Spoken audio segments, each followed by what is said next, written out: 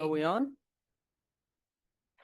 Good evening, everyone. It's Wednesday, July 9th. We're going to do the pledge and get started on the meeting. Pledge allegiance to the flag of the United States of America and to the republic for which it stands, one nation, under God, indivisible, with liberty and justice for all. You know, we need to chair on it. There's no reason to be on top of everything. Okay. Any announcements before we get started? No and no, right? So we're just going to say this for the folks who are listening. We have three trustees today. It's sort of, as it happens, we have one trustee who at the last minute wasn't able to come and deputy mayor is on vacation. So we are actually going to move the special meeting part towards the end. So we're going to start, we're just going to change some of the agenda items. We need to have 3 votes on most things. So, and we may need to table a couple of things for next week, not a problem, but just want to let folks know if you're here for the beginning part, you may want to go get some dinner and come back in an hour or so. So we're ready to go. Okay, thank you, Mayor. Good evening, everyone. Our first agenda item is we're talking about our multimodal transportation hub. We just got the bids back, and we do have a lowest qualified bidder. However, that lowest qualified bid is significantly higher than the original estimate that was done by the state for the multimodal site, as well as the subsequent pre-bid estimate that was done by our consultants and CalG Engineering.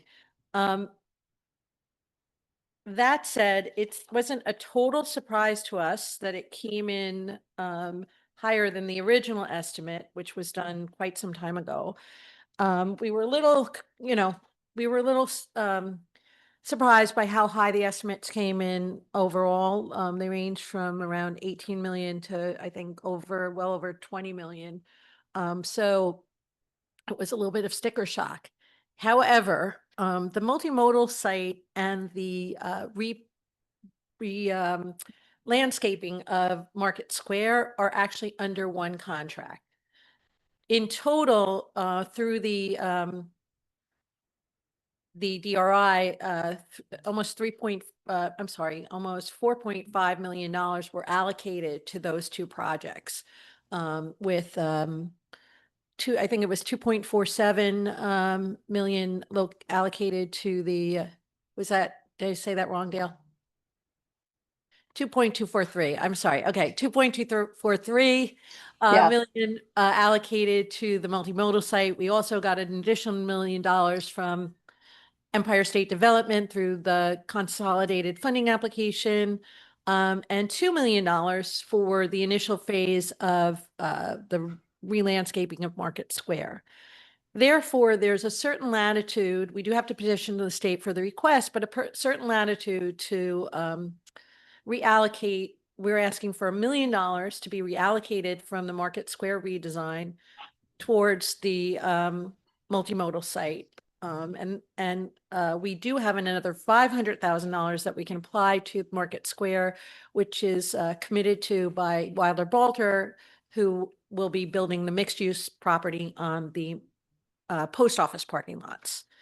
Additionally, Wilder Balter is also investing $60,000 per spot for a total of 16 spots, which he believes is what he'll need to have zoning compliance for satisfies parking requirements for the building that he's building, and that will include all of the parking for residents will be in the building, but this is parking that he incurs because there will be retail shops and potentially restaurants, so there's parking needs for that as well. So that gives us an. Sorry, could you repeat it? This is in Market Square? There will be parking in the new Market Square? No, the parking will be in Bill Balter's building, but he's investing in the if I said it wrong, I apologize. Multimodal hub, $60,000 per space in the multimodal. I'm sorry, I might have missaid that. I apologize. It's a little confusing to try to, I'm doing my best, and I hope what I laid out for you in advance was clear enough. So that gives us another $960,000 in addition to the $1 million we're moving, where we are petitioning the state to move to fund the project, the multimodal transportation hub. We also received $847,000 for streetscaping down at. 857. I'm sorry. I think I remember things better than I do these days. $857,000 for redoing Market Square. I'm sorry. Station Plaza. Station Plaza. Oh God, I got up early this morning. I'm sorry. So It's actually, it's actually all, and is this, I'm looking at the email, but is this attached to the agenda, all this, the same email we got? Okay, because it's all in the email. All okay. right. So, and we can attach the email to the agenda, I think. So, I mean, we have to, I think most of it, I don't know if anything needs to be redacted, but it should be fine. That said, we're asking for $500,000 from that job, which was $857,000. That would leave us $357,000 to do some streetscaping. Station Plaza is not a large area. It's about 2,000 square feet. And again, we are changing the scope a little bit. For Market Square, it might impact the type of pavers we use or the planters or landscaping, but all of that can be done. You can do a $5 million job, you can do a $1 million job, and anywhere lower or higher for when you're talking about re-landscaping someplace. We think $1.5 million for Market Square leaves enough money. And hopefully by the time we build it, we'll get money from other sources too.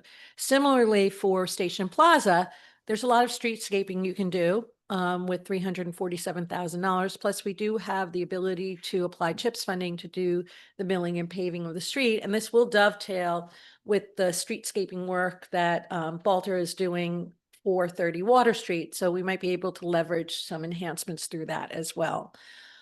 So we've talked to the state, our contact. They've asked for a lot of information on the revised scope of work, which I shared for the board, our ability to complete those projects, the budget justification for the multimodal site, all of those pieces, which we are going to be getting to the state this week.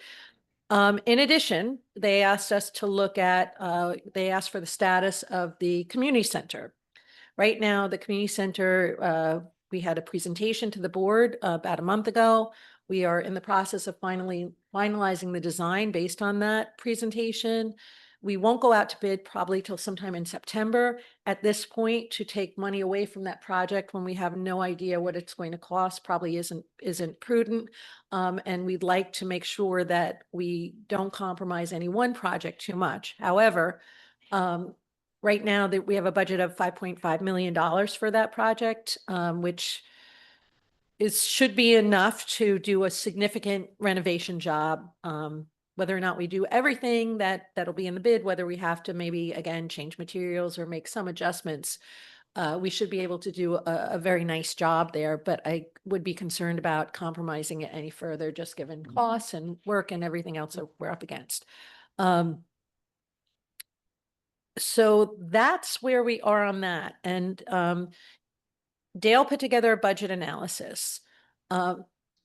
With the funds that Balter's committed to investing in these projects, with the reallocation of funds that we're requesting from the DRI, with some savings from our roof job that we're doing at the community center now that can be applied to this job, we're able to we would be able to finance without taking on any additional debt service, which is really key.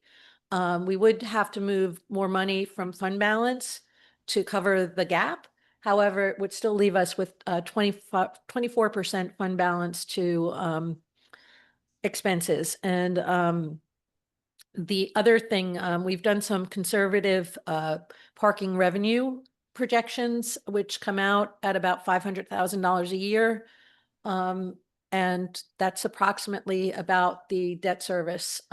So there is potential for the parking revenue from the parking garage to cover a good chunk, if not all, of the debt service from that project. So that is where we are right now. We also, I think it's important to note, we looked at value engineering for the multimodal site itself. And there wasn't a lot to cut. I shared the value engineering report that was done by Calgy with the board. The main component that's driving up the expense is the bike facility, the e-bike facility. However, the state is not inclined to take money away from that. The other elements of the project individually, not a lot of more money. It was 1.8 million possibly that we could save, and I think the bike facility takes up 1.5 million of that. So again, what the goal here, and this is what the state wants to see, the ability for us to execute the projects within the intent, keeping the intent and the integrity of them based on the DRI, but also looking at them as carefully as we can to make sure we're being efficient. So keeping in mind that this is the Downtown Revitalization Initiative and the goal is economic development. It's always been the case that the key development initiatives really hinge on being able to redevelop the surface parking lots that were created during urban renewal and sort of rebuild in a way that better reflects what we've heard from the community that they want to see today. So keeping an open market square, mixed use facility that mimics and responds to the historic nature of the downtown. But to do that, we still need parking, and the parking garage, while maybe not the most singularly exciting element of the project, is the linchpin project to make everything else work. The other projects are important as well, obviously Market Square, and I think Station Plaza is equally important in addressing the things we're trying to do strategically, which is really revitalizing the Main Street corridor, creating stronger linkages between Upper Main Street and Lower Main Street and Water Street, complementing what Balter's doing at 30 Water Street, and being able to revitalize that portion of Station Plaza, which we are seeing, restaurants and delis and coffee shops and new businesses populate with some additional road enhancement, more areas for outdoor eating, things like that, that just gives it a little bit more boost. So that is where we are. Questions? Because $10 million isn't what it used to be even 5 years ago. But, costs are skyrocketing and we have to adapt. Can you hear me? And I think you've earmarked the best places. What is the lowest acceptable bid, and how much was that? It was actually 20 million. You said It- 18. Well, it was but- 21 when the bid didn't incorporate soft costs that were already paid, and as well as we baked in contingency. So while the bid was lower, the actual cost of the project, which we're including everything soup to nuts, is it's actually, Dale, it's slightly under 21 million, but I think we decided to just have the bond for cash flow at 21 million. Right, that's correct. To date, in accordance to actual expenditures that we've already expended for the project, plus open encumbrances, for engineering and consulting that we're already in contract for, that equaled almost 1.5 million. The bid portion of the project came in at 18,262,765, of which then we had to add additional soft costs of 300,000, and then a contingency adjustment recommended by the consultant. But this was really just for the underground portion of the project and not the project as a whole, of $550,000. So that brought us up to 20,604,183.14. But for the bond resolution, we'd like to just round it up to 21 million. That basically just means, in the wording of the bond resolution, that the project will not exceed that amount. at the end of the day, the only amount that we're projecting to actually have to borrow and hold a debt service note on is the $7 million. And that was in the original budget adjustment that we had done back in December of 2023. And it will, hopefully, if the state agrees with our adjustments and the board agrees with the additional fund balance to cover the slight gap left in that, that 7 million will again still be the only final debt service we will owe on this project. But for a bond resolution, they do it as a whole of the project.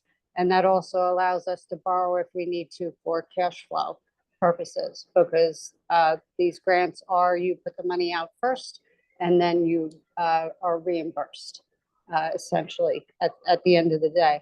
But in looking at the projections for the revenues and then reduced by future operating costs, because you're going to have costs for the project, the net gain projected, and that's hopefully how it works out, would be 544,945, and our projected debt service payment is 525,000.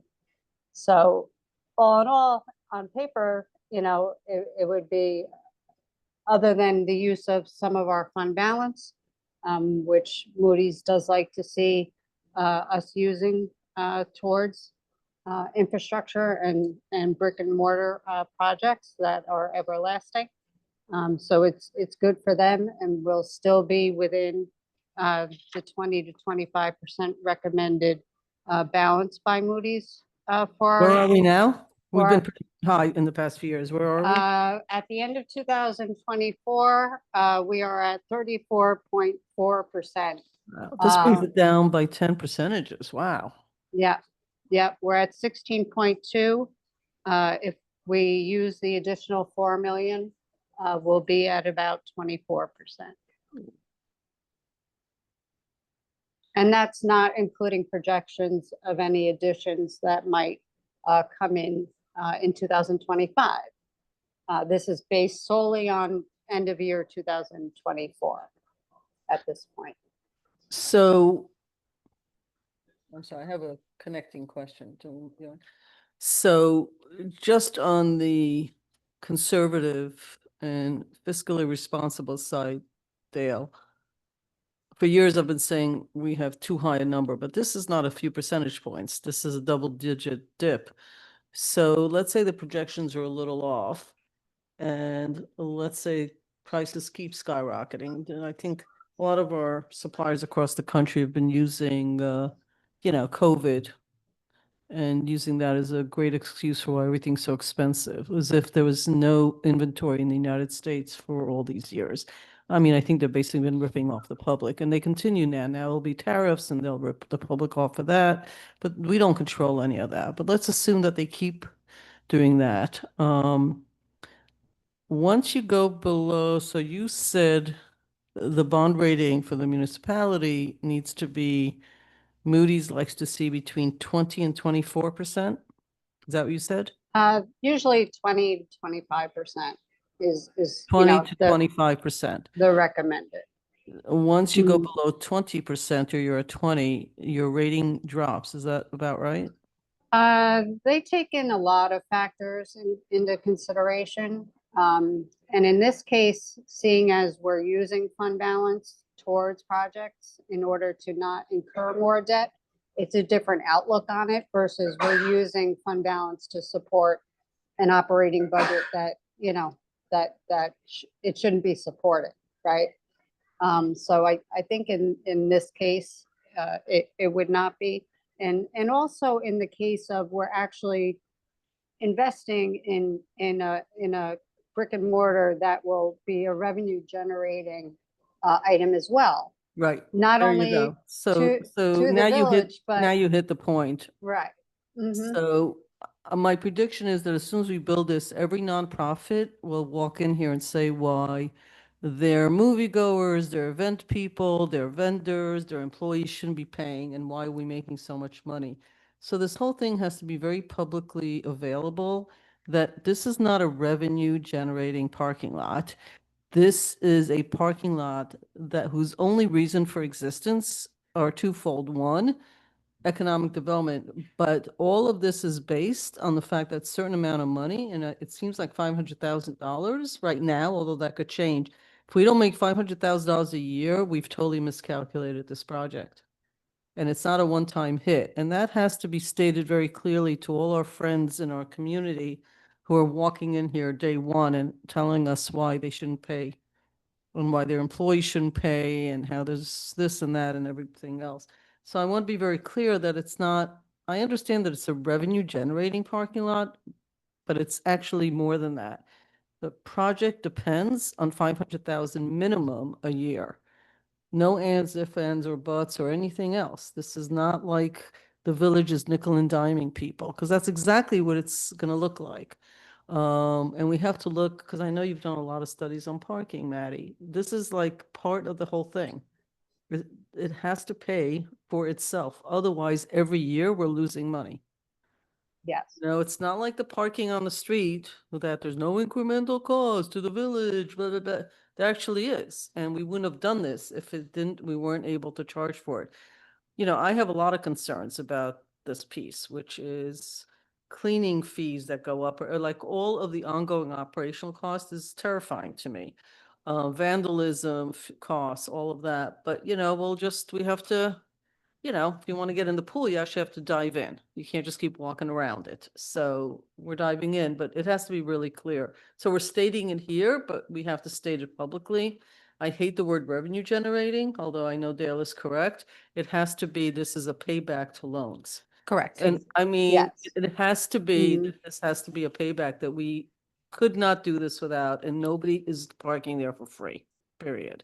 So Right. I just want to make that clear. I have a couple more Go ahead. questions. Yeah. Dale, you have Yes. fiduciary responsibility in your job to not care about anybody sitting here and what their thoughts are, but to make sure that we are all within our lines. On the Dale personal nervousness rating of 1 to 10, 10 being I'm shaking, where are we? I mean, like, you know, big numbers here, like a million it- here, a million there, before you know it, we're talking real money here. Oh, absolutely, absolutely. Um, I'm probably at a 6.5, let's say. Okay,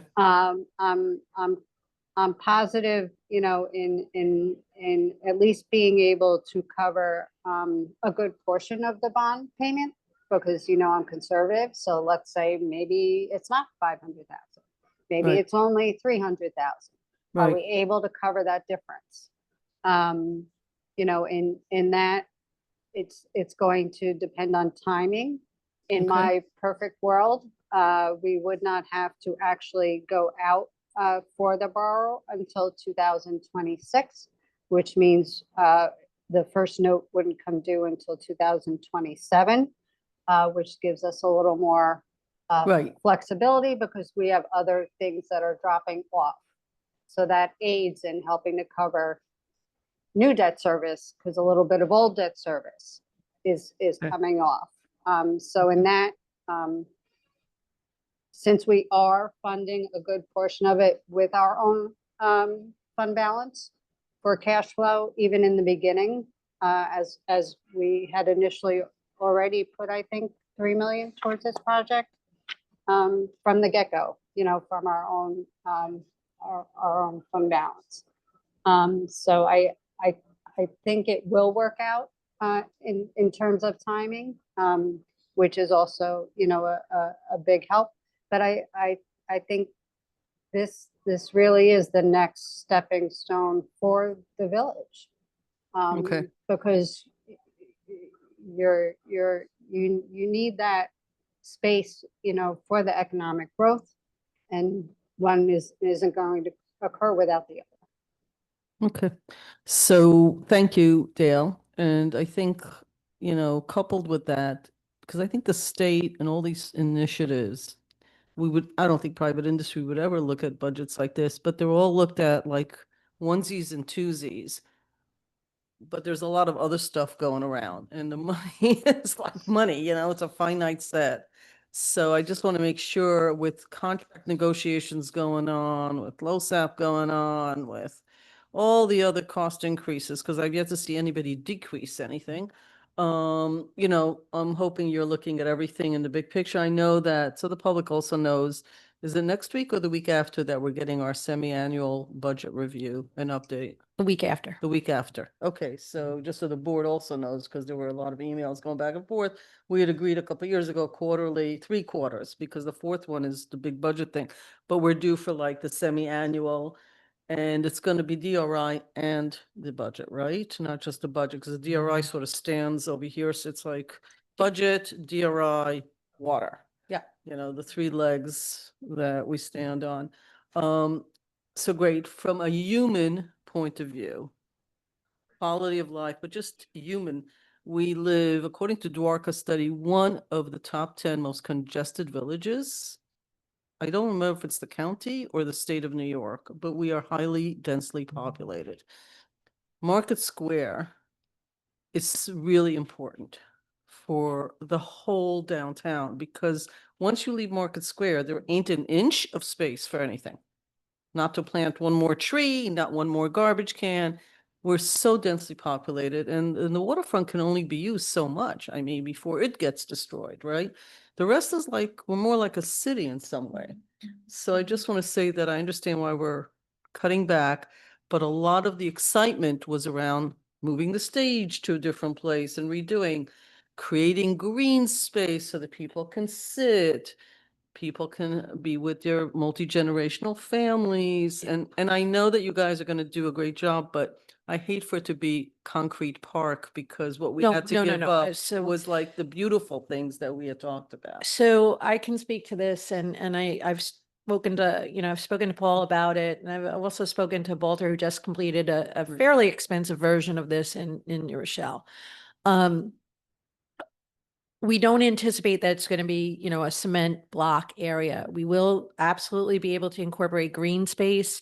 We will be able, so the way that the DRI response and the way it was, the way that project was envisioned is the state gave us $2 million for what they're calling phase 1.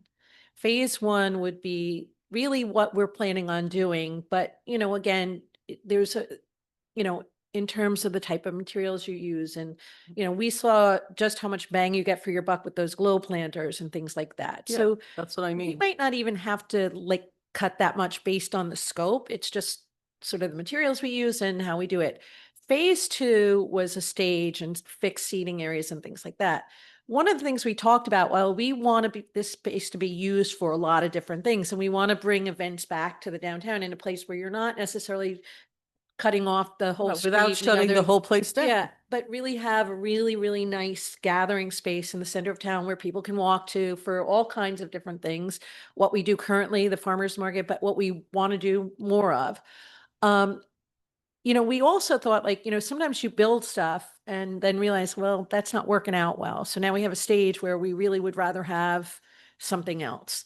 So phase 2 is supposed to be the stage, the seating areas that were more concrete, literally or figuratively, like, Well, permanent. More right, permanent built is a into the better landscape. way. Yeah. But we actually kind of wanted the first stage to be a little bit more free, because we do have stages, like mobile stages that we use, and platforms, movable platforms that we can use. So similar to how we have a stage down there now, I don't think having an area for a stage or some sort of stage platform will be necessarily cost prohibitive in this. Having the gathering spots, we may be using more movable chairs for certain events, and maybe creating other types of seating or benches if we can. But realistically, we kind of want to work a little bit with a blank slate that has green space as well as paved space before we start committing to permanent structures that may or may not end up suiting the needs. That said, that it was always envisioned that a second phase would come once money came for that, and there was no DRI money coming from that. So that's still the goal. Here's what, my best prediction is that we can, with a $1.5 million, we can do a very close rendition to what we were planning to do Okay. regardless.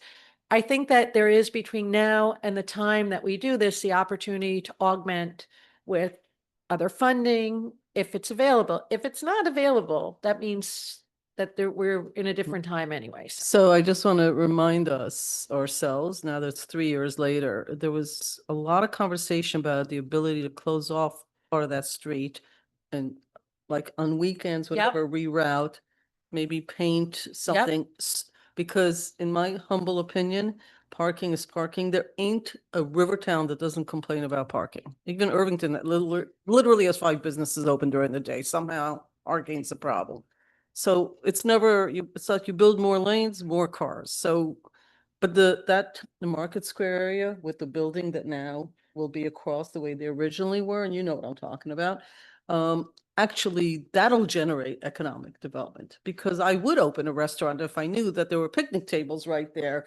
If I knew there were concerts going on, I'd say, oh, great, I'll stay open later on Thursday or open up in the summer more hours. I mean, I think that actually is the economic driver, not the parking lot is an infrastructure issue. It but then- allows for Yeah, but having. I just don't want to forget that. And I don't want these cuts to be on that stuff rather than, so I've said my piece. Yeah, no, but I think that I think you're exactly right. And the plan would still be to work closely with Wilder Boulder when they develop the space because it might drive the type, the types of storefronts. 100% and the type it of will. businesses that you want there. So that way, if you close that part of the street for street fairs or things, it's businesses that lend themselves Yeah. to being I think it's immediately good activated businesses. as opposed to doing things that would be hurt by shutting down a street. Right. So we will be able to, I think, create a lot of event space that is supportive of local businesses in a way we haven't been able to. And we do can bring previously. back some of the fairs, but they don't need to have 5,000 people. They could be much more manageable if people know the space they have, where the parking is and what's going on. Bob, do you have anything to add? Okay. So anyway, we need to keep reminding ourselves that it's not about concrete because that's not what this is about. It's not just a utility. It's gotta be for people. And it can't be ugly because when you go upstate New York and you see some of these industrial cities with all their great intentions in the 1920s and 1950s, the utility's still there, but they're immovable concrete blocks that, so I want to just make sure that's top of mind for the human aspect of what we were talking about. It might be helpful for the public, and I know Pat had some questions sort of specific to the Oh, yeah. scope. Did you Yeah, answer the no, questions? well, I did speak to him privately, but Paul, maybe Yeah, I was you would getting to come up that. and sort of talk to the budgets that we redid for the DRI people, the state, were done in-house. We're working against a time clock, which I'll talk about as well, but these are just based on gross estimates that we're looking to say, based on what you estimated, and some of those costs were projected for 2025. So it's not like they're that stale, the unit prices. But Paul and I have talked about this extensively because we also have a lot vested, we all have a lot vested in seeing this not fizzle out. So maybe you can talk about how we're going to achieve. Did you see this Pat goal. Yost's questions about why some of the pricing weren't Yes. changed? Okay. I did, and I discussed them with the manager. Okay. So there were a lot of things thrown out, and I'm going to try to answer the questions that stuck in my head. If I start to ramble, Okay, please just go ahead. rein me in. Pat's questions on the Station Plaza and the Market Square estimates as they pertain to what money we were taking out and diverting to the parking structure had a couple of main points.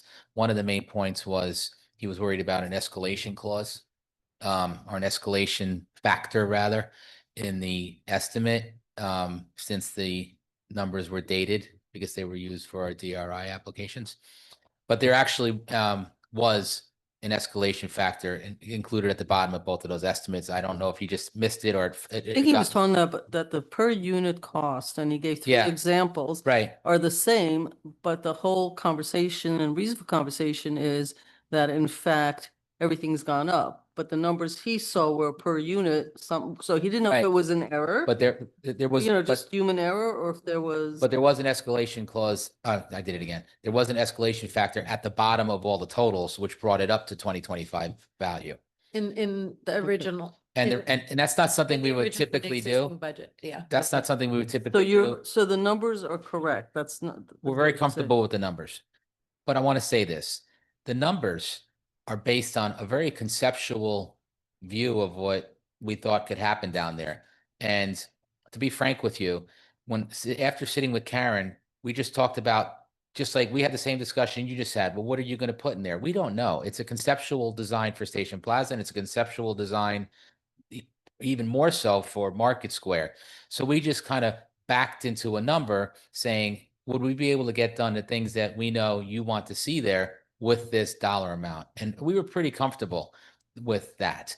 And we also kept in mind that Station Plaza, particularly because it's all in the right of way, and even parts of Market Square development, we can also divert some future CHIPS money to that Right. because they sit in the right of way, and sidewalks, handicap ramps, curbing, et cetera. Any streetscape is, you can draw from CHIPS for that money. If you do exceed or you want to add a little bit extra, you could always, rob Peter to pay Paul in some of our funding lines. So, Maybe not Rob, but yes. yeah, Engineers and the use of the English language, I think, close, but I think you meant take from Peter to give to Paul, but we get the idea. figurative, Paul. Not you, Paul, in Not- your not pocket. the Yes, we Paul, get no. that. So yeah, that was Pat's main concern. Some of the other things that I think were mentioned in the discussion that I listened to, just so the public's clear, and I'm pretty sure you know this already, but the bid reference that we keep calling the low bidder is really 4 prime contractors that bid 4 components of the project. So there's really a culmination of the low bidders. There's an electrical, a plumbing, HVAC, and a general contractor. It was the general contractor's bid, which was the bulk of the 18 million, that was not in line with the estimates. The feedback we got was the logistics of the site and the uncertainty of how they were eventually going to mobilize to bring in this precast structure that's going to be precast, likely out of state, what escalated that. But everything else with regard to electrical, plumbing, and mechanical were pretty close to the estimates that the CM provided us before we went out to bid. And we're excited to move forward. This is an important project. I think it's really going to benefit Well, we're the entire excited, area. but we're not a rich community, so it's not like we could dip somewhere. There's just no place, and our tax base is getting worse and worse because we have the more renters you add to your tax base. It's homeowners that pay a big chunk of change. Yep. A lot of the stuff is on pilot, so we're not gonna, we'll see it eventually. It's a good idea, Yeah. but doesn't happen right away. And as Dale always points out, in the world of finance, timing is a big deal. Yeah. So just a few concerns. I just want to make sure we don't lose sight. Utility is important, but we don't lose sight of why we're doing all of this. So as long as everybody's aware of it, I think we're good. We're good? You're good? Okay. All right. Anything else, Paul? No. Dale? So I just want to talk about the timing, because we're doing things on parallel paths. The request from the board is to have a permissive referendum on the agenda for the borrow for the $21 million on for next week. The permissive referendum period is 30 days. And that 30 days, we did have to ask for an extension for the contractor to hold the prices. The contractor was sensitive about this because there was concern about going into the winter and having to winterize concrete, and which is part of it. And they were also concerned about the precast company holding the cost. So we would like to be able to award this. We need to be able to provide a letter of intent within 45 days. We are not going to have, we're not going to complete the permissive referendum period. It's 45 days from getting the bid. So since we do have to have a permissive referendum and we have to let that time lapse, and we are working with the state to get a commitment, we are working on a tight timetable to be able to award it. So we did get a 30-day extension, which would bring us to mid-September. That should give us enough time. That's enough time for the permissive referendum. For the state, we're asking the state, but what the state, again, because the multimodal and the Market Square project are one contract, that shouldn't be as much of an issue. It may take longer to get the final commitment for the $500,000 for Station Plaza because it has to go to their finance department, and there's a little bit of more of a lag there. That said, we should be able to have a firm enough commitment on the $1 million and then a fairly good sense of what's going to happen with the additional $500,000 within this time frame.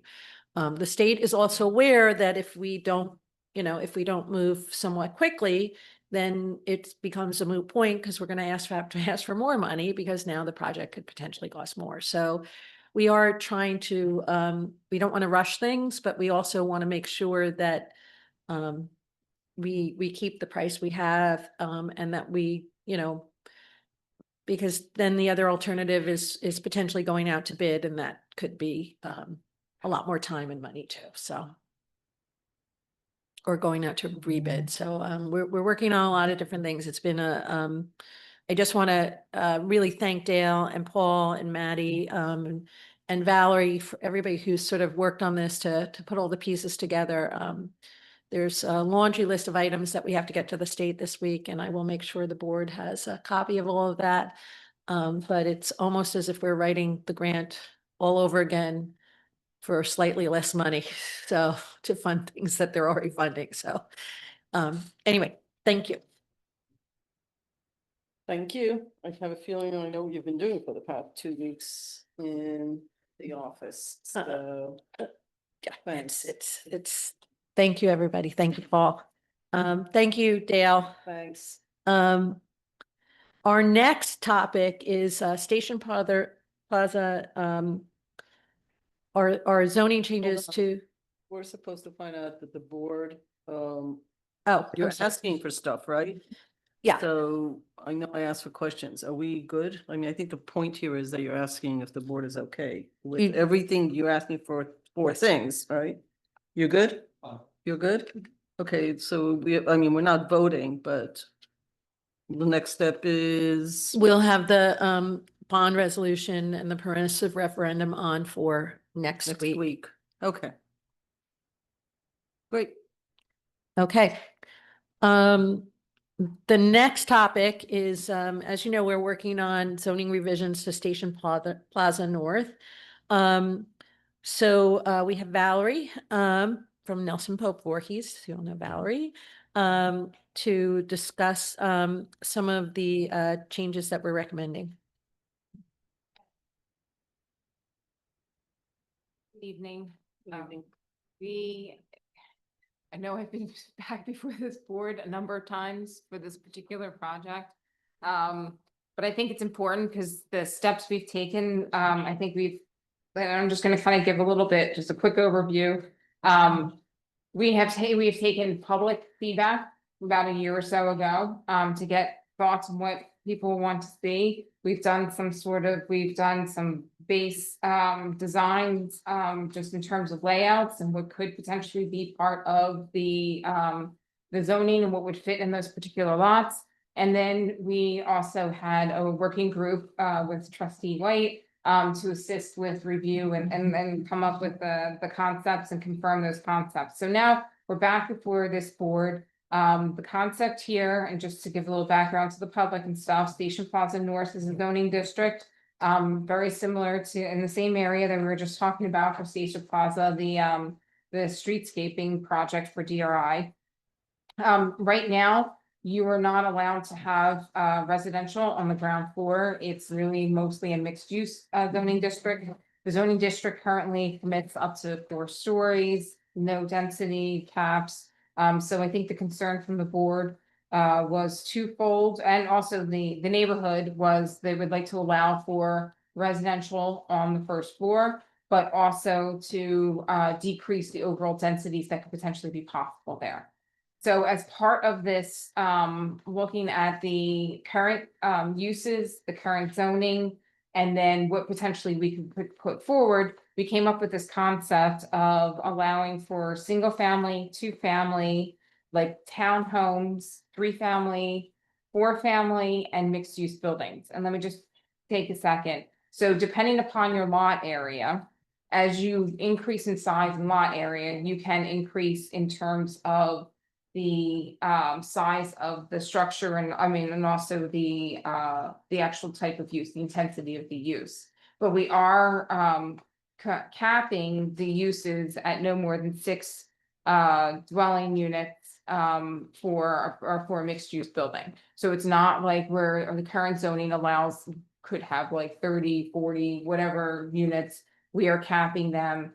And so for a single family, we're proposing to have, like, for example, 1,500 square feet is your minimum lot area. For a 2-family, 2,500 square feet. For townhome is 1,500 square feet, 3-family, 3,500 square feet. So you kind of get the sense of as you go up. the lot How do you size. get to 6 dwelling units if the top line was 4-family? So you can have a mixed use building, and that's where the only time you can have the 6 units. Right. What's the mixed use? mixed use would be commercial on the first floor and then residential on top. Right, so how would that get you to 6 dwelling? Why wouldn't it still be 4, just like a 4-family house? I mean, that's. And retail on the bottom, why would it then jump to 6? We suggested that you potentially have up to 6, and what we're proposing is 1,000 square feet per dwelling unit. So you need to have a minimum lot area of 1,000 square feet to have a dwelling unit. So you would need a 6,000 square foot lot for the 6. Are there 6,000 square foot lots? Yeah. So, I didn't see a 6,000 square foot lot. right, so that's there is the possibility at some point, we capped it at maximum 6. Most likely, you're gonna have less than 6 in any sort of mixed use of the properties themselves.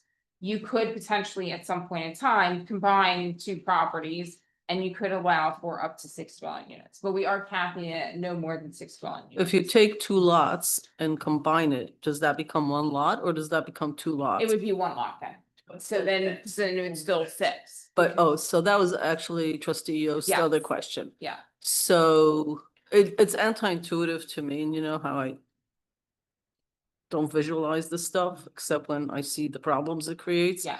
So you could take 2 or 3 or 4 lots. I could buy 3 or 4 lots, combine them, and I still would, and make it into one, and I would still only be allowed up to 6 units across the board. That's correct. Now theoretically, somebody could try to subdivide, combine the lots and subdivide it to have like a number of different mixed use. Okay, but buildings. if they do that, they're still back to a maximum of 4-family houses, the Most large. likely, yeah. And that also has a 6, if it's mixed use, it would still only have a 6, which they would have even if they bought a lot, but they would have to figure out. I'm just saying, why did you go with that number when we have no lots on that list that are? So we wanted to, for specifically, we were looking at for the mixed use, you already have some existing mixed use buildings in that area. And so one of the concerns that we had was to allow for those mixed uses to continue. And some of them might be able to have more than, maybe not necessarily up to 6 units, but more than 4 units. And so we didn't want to preclude that, and we thought 6 units was just a nice number. It was just that, truthfully, that's just, could we reduce it to 5 units? That's fine, but we figured 6 units was still comfortable. And then in terms of actually developing, like if you think about a building, it's easier to have, quarters of 3 units or 3 units, even numbers typically than an odd number.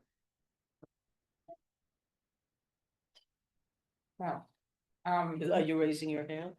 Oh, okay. so Lot size. So you Bob, can you put your microphone on, please?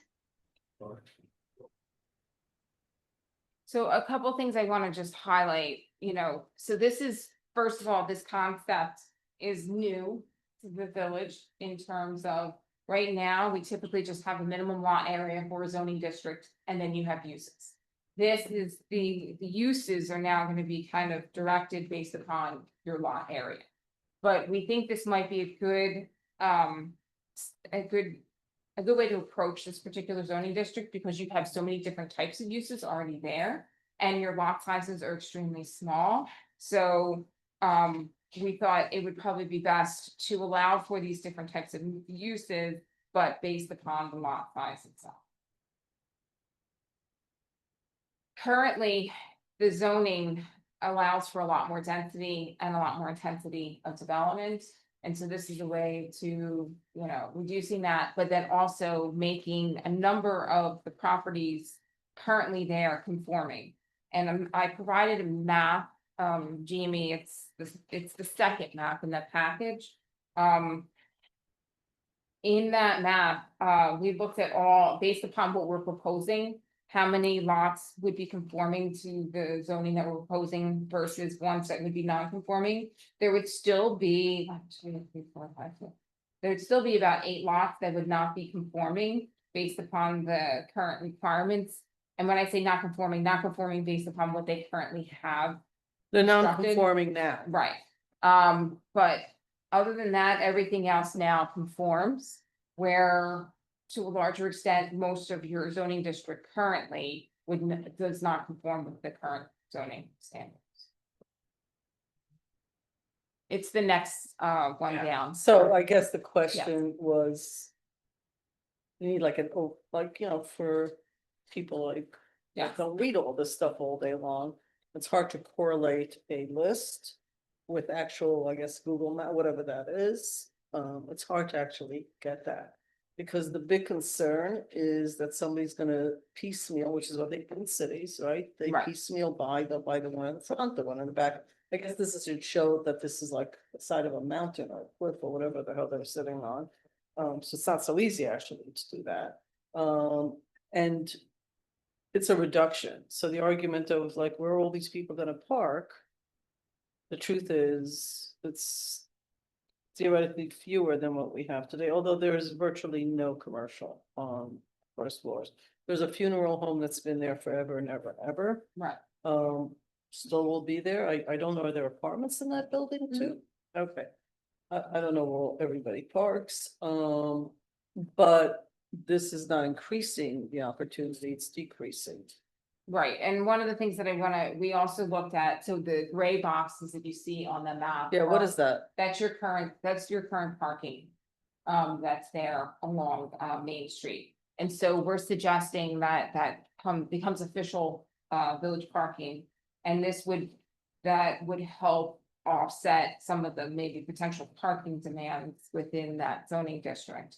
Although, as you noted, that what we're proposing isn't really going to drastically change what you already have there. But this would allow for identifying, the potential for parking, and also for the fact that there are just some of the uses. So for example, even if you were to have like a 4-family home or a 3-family home, there are some lots where you're not going to be able to potentially build the parking associated with those particular uses. And so this would help offset that. Now, one of the things I wanted to also, we had a large discussion. We also had Joe, the building inspector, attend, as well as Paul, the village engineer, because one of the concerns that we had when we started really looking at this, I know the board wanted to make sure we accommodated parking on site, but then we started realizing you're going to have a tremendous amount of curb cuts. And that was something that was of great concern to Paul in terms of safety going in and out of those individual lots. And then also it decreases your current parking that you have there on the roadways. So this is where we kind of came up with this concept that we could utilize that parking there, and really clearly, it would be more or less for the neighborhood, not necessarily really designated for the neighborhood, but it would be available to those in the neighborhood. But you can't do that. Right. Okay, so I've been hearing this for 25 years. about this. Now you've redrawn it. You can't. I wish we could, because I would actually like the whole village. You can't draw lines about who gets parking. It's either village parking for Yeah, everybody no, or no, anybody. I think we could. We could. we can. It's the on-street parking where we can't do that. So if it's a municipal lot, you can make You rules can- about who can be in that municipal Yeah. lot, so long as it's still Austining residents. You can't say only people from California can park here, but you can say only people who live in a certain zoning district. It's on the street that we're not allowed to say who can and who can't, based on where in Austining, where in New Sure. York. Um, Because the street is New York State property, and that's why we're not able to govern that. This is Okay. our property. Right, which is something For the street parking. for the street. So this is supposed to be, right now it's used by commuters, right? The commuters numbers have decreased, but it's going back up. That's what it is marked as. That's what it Right. is legally. As to who's actually parking there on a daily basis, I couldn't tell you. Right, okay. We've talked about this also for overflow from the other buildings that are being done, whether it's 30 Water or the other ones, Thirty as well. Water, keep in mind, 30 Water is going to have parking on site for residents. For all, they have the parking, and then they also are creating 40 new spots for municipal use. Right. So, the challenge in Station Plaza, that what we've heard from people who don't have, on that sliver of Water Street, who don't have parking on site, is, there's limited parking. Their complaint is that they used to be able to park in the lot that was for train station, and now they can't. So, the usage, like, we've been looking at the numbers of parking. I mean, they have come back. There's no doubt that they've come back. They have not come back to pre-COVID levels. And it's also very much, there's some days that, like, it's clear that people aren't necessarily working through 5 days a week necessarily. The parking lots are, you don't see as much parking on certain days of the week. So there is probably a good rationale to make this resident parking or neighborhood parking, and it could be designated any number of ways to accommodate the immediate residents in the Station Plaza area, which would not necessarily include anybody from 30 Water Street. If I could, I think also, and I know Stuart just harkened back to this, and this is something that we have sort of explored in the past. So because this parking lot is, obviously used for train station parking, if we make this just municipal parking, right now, I think for a municipal pass for the entire year, it's like $275 for an Austining resident. If I live on the other side of Austining, why would I not just buy that permit and park in this parking lot to go to the train station, right? So it actually behooves us to make this a neighborhood municipal lot that you have to be within this zoning district to be able to get a pass for that. Well, one of the reasons is if I lived in other parts of Austining, I would come and demand that you do that for me too on our other municipal parking lots, that it's only for the residents who live in that area. So now we're creating, I think, an actual bigger problem. Because why would you justify for doing it there, but not in the other parking areas where people need parking? And let me just say for the public, right, and I don't care how many emails I get, the more parking we add, the more slumlords come into our community. The more illegal stuff goes on, because parking is a big deal in Westchester. So creating more parking isn't creating more parking for neighborhoods, no matter what is being said here. It's also creating a greater ability for bad actors to be able to sell more units that we can't manage. Our code enforcement cannot keep running after all of these characters. So there are a bunch of levers we have, but the biggest lever we have is that what we do for one, we then have to do for everybody else. How many municipal parking lots do we have? Including the one we just spent an hour discussing? Like 16. Okay, so how are you going to tell another neighborhood that is equally congested that they shouldn't have the same thing? It's a fair point, but my argument to that would be if we didn't charge commuters to park at the train station, then that argument would be a good one. But unfortunately, because we charge a higher level of fee to park at the train station, Mhm.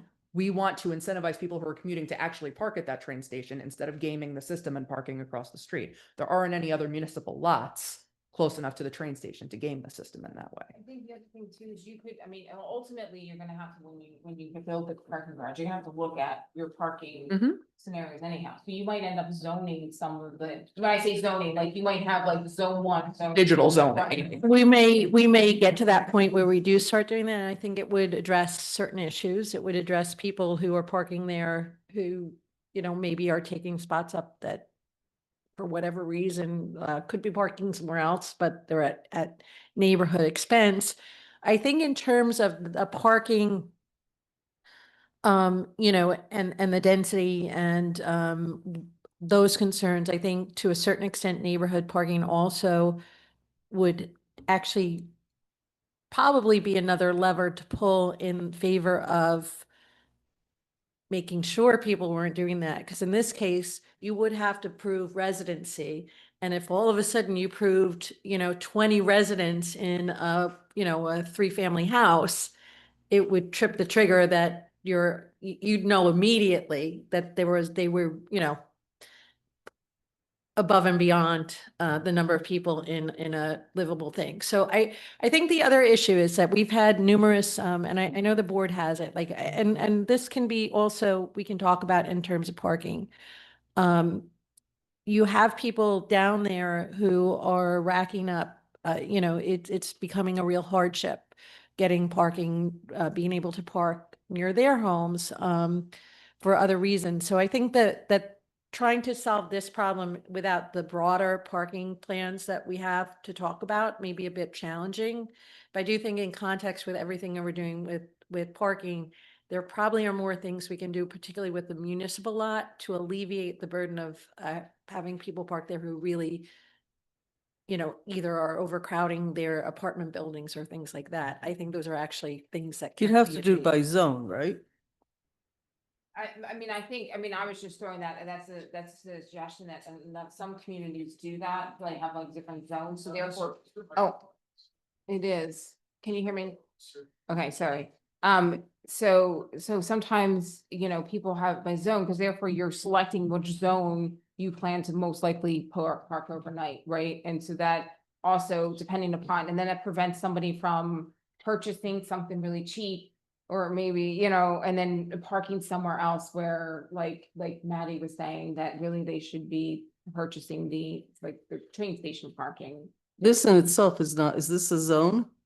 No, so this, I mean, this is, we were just suggesting, because right now, since it's commuter parking, we're saying as part of this overall plan and this overall rezoning, that you're going to have to make it, most likely you're gonna need to make it so that residents are able to park there and not necessarily just commuters. And so it needs to turn over to municipal parking. All right, so just so we're clear, commuters are also residents in the village of Ossining, right? Yes, but Okay. they have a commuter ticket, they have a Right. commuter parking versus a resident that might have like a overnight permit parking. Yeah, if it's not one zone, did you want to say something?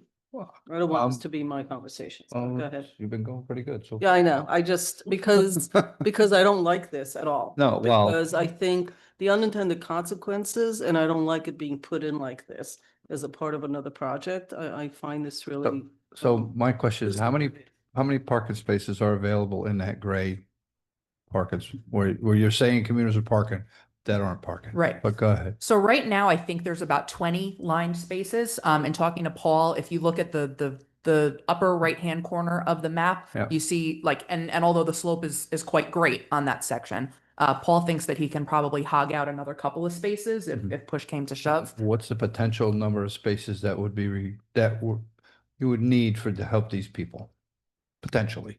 I don't know the number of drivers in each of these properties, for example, but say we get 25 spaces all in, we could say probably one per property, and that would probably do it. Because if you look at the zoning district, So we're looking how at many possibly 10 spaces, give or take. I mean, there's a possibility that people can construct, the way we have the bulk requirements, you could potentially have driveways, right? You could have like garages for like in single family homes or even a 2-family. And so you could potentially put parking on site. But the original conversation was that this board wanted to absolutely have parking on site no matter what. But then you have the issue of all these individual curb cuts on these very small lots, and that becomes potentially really problematic. On the So, street or problematic in Yeah. the number of spaces? I get, Yeah. I get that argument to a point, but if we're allowing them to park on their property, we don't have to worry about as many cars being on the street. So is there a way? So we're talking about residential on the ground floor on something new. Is there a way we can require parking to be underneath or a carport and a driveway? absolutely, but then the broader issue is you're gonna have a lot more non-conforming properties as they, in terms of you're not gonna be able to fit three families in the lot that we're proposing, right, and have the six spaces. So I want to, this is a really challenging exercise, I think that you all know. You have a very, very small area. The curb cuts on Secor Road, it's like sort of the pulling out and backing in, and you're gonna have Tiny cars ones too. racing down to the train station. So that's where the curb cut, the potential for accident is, it's something we have to consider, Village. that too. But again, it's just a consideration, and these are ideas. We're also trying to do things that would, ability to maybe redevelop some of the, the abandoned properties there in a way that, is somewhat cost effective. People aren't going to do it if it's not somewhat beneficial financially. So in reducing the density, we're also responding to the neighborhood itself and the local businesses are saying, we want to keep a character of Station Plaza. So given the amount of pre-existing non-conforming structures there, we're really sort of like, it may take a little while to get this perfect, and I don't know if we'll ever get it perfect. The idea is to get it better than it is, allow for certain redevelopment of properties that are currently abandoned and becoming, How many abandoned properties out there? on Secor Road, At least three. 3. There are three. Definitely two, possibly three. There's three there. 3. So nobody's building a single family home. And we're lucky if they'll stay with two family versus in the next decade, unless something changes in the population. And we're gonna have another, I don't know, what, 400 or 500 people living 100 yards So we're away. already non-conforming there. I mean, I mean, I like the stuff up to the parking. But I would say right now, with the way what's allowed in that district, I'm sure Valerie can, right now, the way it is, essentially anybody can develop on these properties and actually have more density than what the Right. options are right now Right. when we're talking about, issues with parking and so forth, the way it is right now in that district, you can create a further issue because you can actually create more dwelling units and more commercial space than what Valerie put together. It gives people options to do certain things, but it sets parameters on the amount of what you can do because on the size of these lots. And the ones that are abandoned lots right now could be actually merged together. And right now you can build, probably a pretty good sized development that which would, make this area even more dense. But I think having to, what we talked about at the beginning of this is if you're capped at 6 dwelling units, if you merged all the lots, you're gonna get 6 Right. at best. And this is sort of Yeah, the which I like, crux. I like part A, part B, I'm not crazy. But I think the difficulty in order to make part A work, that's where the problem is with part B, is that if you were to really design something so that you can get 6 parking spaces onto a property for a 3-family, you're gonna have to increase that lot area then. But then that will automatically make a number of other 3 families automatically non-conforming. And so basically what you're doing is you're still gonna have the same scenario. You're just gonna have a lot of non-conforming lots and uses. And then that becomes problematic in terms of if somebody wants to rehabilitate or restore or, expand a little bit on their property. And so we were trying to come up with this concept of maybe having a little bit of wiggle room for the parking because, and potentially utilizing some of the, you know, municipal parking spaces because of the fact that we're dealing with very small lots and trying to, as much as possible, encourage people to be able to rehab their buildings and not worry about figuring Yeah, things where. and I do want to say too, like, we are working and it's equally complicated in a different way. But you know, we are looking at ways of limiting the number of parking permits that we give per any building. So if you have, look, if you may have 15 people living in your house, and maybe it's a single family and there's nothing we can do about it, in terms of saying you can't have 15 people in a single family house.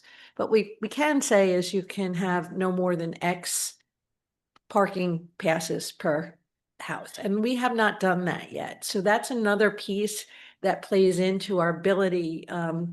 There are some levers that have not been pulled yet, and I would strongly recommend that in conjunction with that, you know, and we can follow up. It's also, you know, something that we've been working on. It's also a very, very, very, you know, sort of tedious and complicated type of thing to me. Right. Yeah, for every, Well, you know, that- look, this is that brings up a- perfection's the enemy of the good here. 2 points. With the change, we're still gonna have non-conforming. Okay. So whatever we do, really, we're making a good change, but no matter what, we're still gonna have conforming property, Right. non-conforming Yeah. properties. As So- far as the parking in houses, I know you vet it the best you can. Is there a way to get a list of what houses and how many permits they have per house? Currently? In that neighborhood? or- Any neighborhood, all neighborhoods. Oh, No, I'm just saying, but I'm Well, I would curious say we could because- do that on this neighborhood, for example, but the majority of these properties right now don't have parking on their own property as it is. So many of them, even if we leave out the fact that there's, more, more units or whatever that should be there, and it's always a possibility. But even if each one of these properties and these homes were operating in what they are approved for, be it two families, four family, whatever. Most of these properties don't have parking off the street anyway. So they would all be approved for parking the way we have it right now to be getting an overnight parking sticker. And, I know we don't want to give, say, this parking in this lot to any of the residents. They are designated specifically for them. But we would be obligated to give them overnight parking stickers. And the question would be is where would they be parking anyway? And if we also that- ask the some of I these understand it, but that's not the point I was trying to get to. But thanks, Joe. I understand Well, I totally. was going to say because one of the options what you were saying is about creating parking. If these, they could create parking. Well, but then again, right now we don't have curb cuts on any of these properties right now. We'd have to create them all, which will take away parking spaces on the street as well. Well, that would push the commuters that are parking on that street to park in the commuter lot. Because that's who's parking on that street is your commuters. And they get away with it 4 to 6 days a week until they get a ticket. Because they're over there 2 hours. So that would push them to have to park in the lot and buy a pass. So that fixes that problem as far as curb cuts. That doesn't bother me at all. But the point I was trying to get to is the vetting of all of the parking passes that are handed out. You've got hotspots. I'd be curious to see where those hotspots are and how many passes are being handed out to these houses. That's where I was going with that. I understand Secor Road totally. But like I said, Secor Road is commuter parking. Even though it's not designated as that, it's 2-hour parking on that road. But I know, not that I park there, but I know a lot of the guys are parking there and they're getting away with it. Till they get a ticket and they move somewhere else for a week or two and then they come back. We did just hire some parking enforcement officials, so I No. may want to give them a heads up. No, well, Yeah. but it's the truth. I know. No. I'm not trying to throw anybody under the bus. You got to catch them first. But, so adding more curb cuts to there doesn't weigh with me because, okay, so it cuts down on the parking there. So that pushes those people to now have to buy a parking pass. I don't think it's safe to have Why? come whipping around that corner.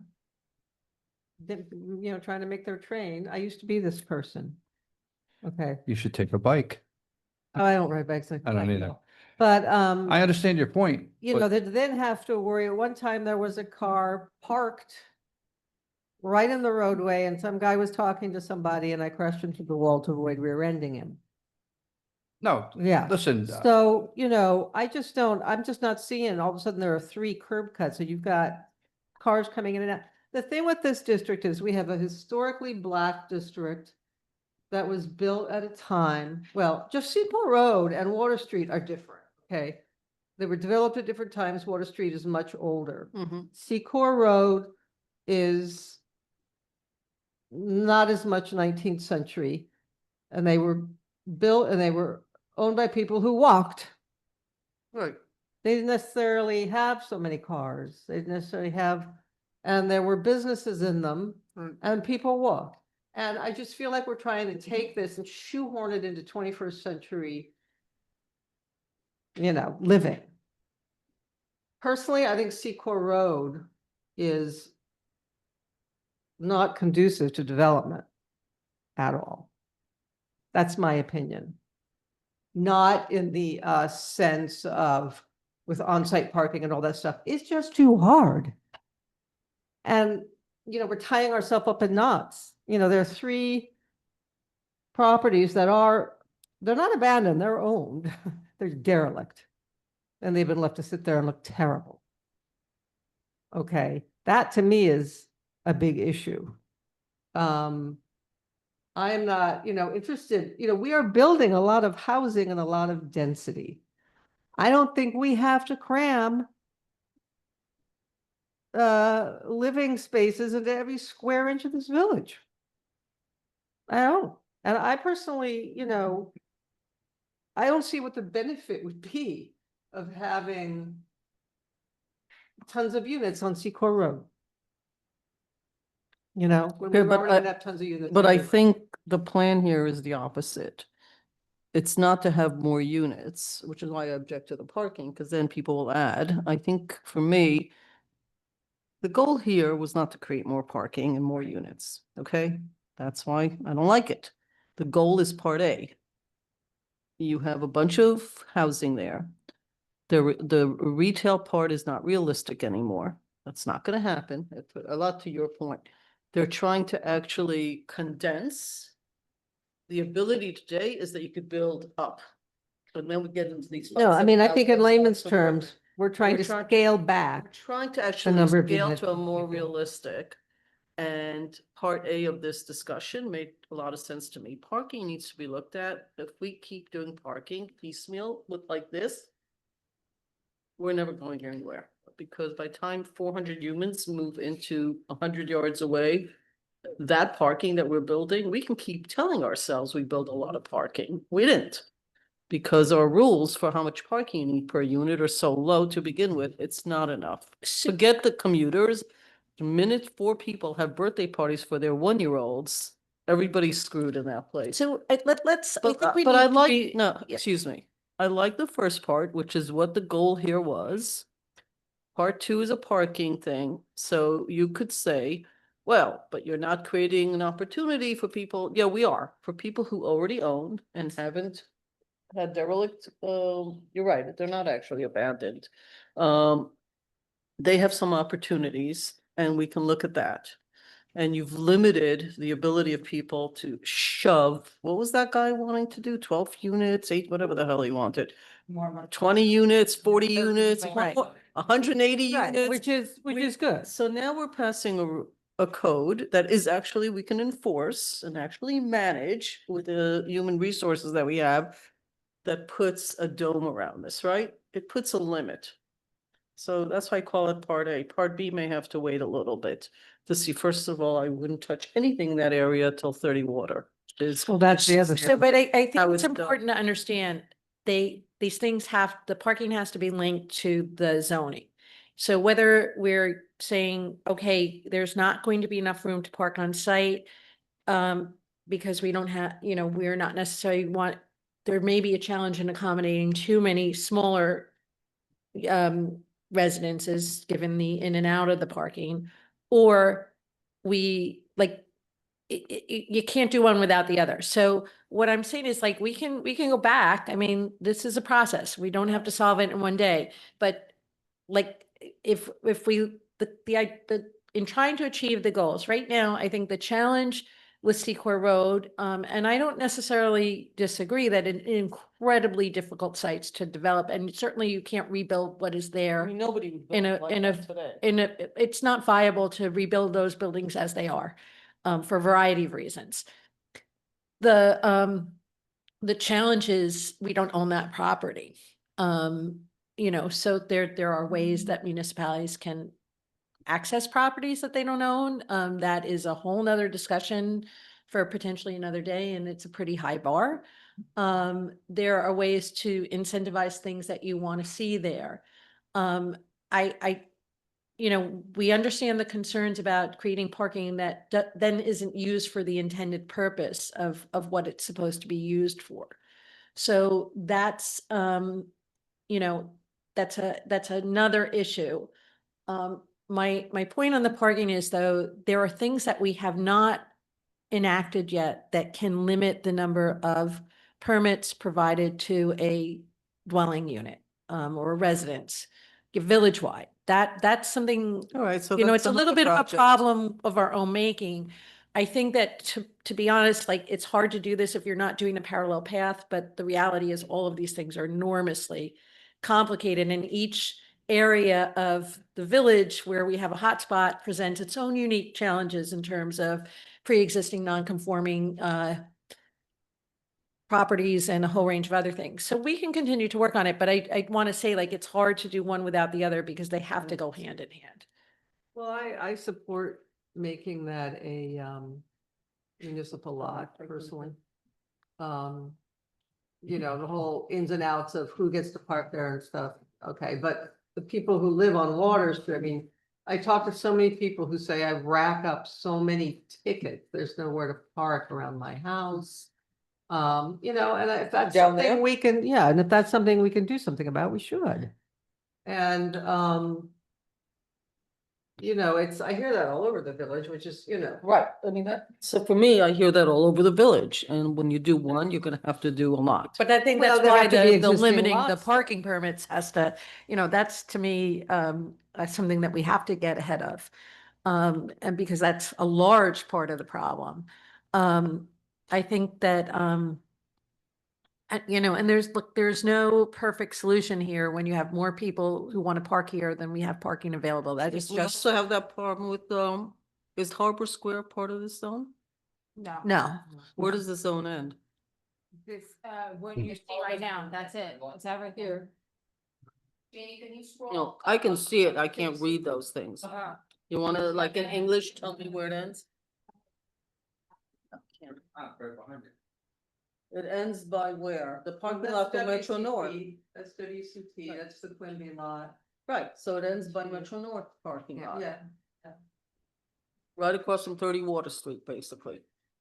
I mean, I agree that 30 Water Street's gonna, Of course they are. have a profound Because when they impact. started charging the folks at Harbor Square a lot, those people who live in luxury housing realized that commuter pass is cheaper and started doing that. Because it was cheaper than parking for some people as a They're- second car. They're not No, it's- allowed to park, they're not allowed to charge No. residents for parking at 30 Water Street. So residents will get parking as part of Harbor their Square, 30 Water Street can't do that. What I'm saying is the parking on site will be free for residents because it's an all affordable building. They can't have a separate fee. that's not Harbor Square. No, I understand. I'm just saying 30 Water I'm Street. just saying yeah. what happens. It's like okay, so we have people living in luxury homes who figured out that once their rates went up, now they're parking. So these people can't. You have to look at parking and you have to limit parking. And so when people move somewhere, one of the things they should think about is there isn't enough parking here, therefore I can't buy an apartment here or I can't rent here because I have 3 cars, there's not enough parking. It's one of the things you're supposed to think about, not rent and then figure out where to park your car.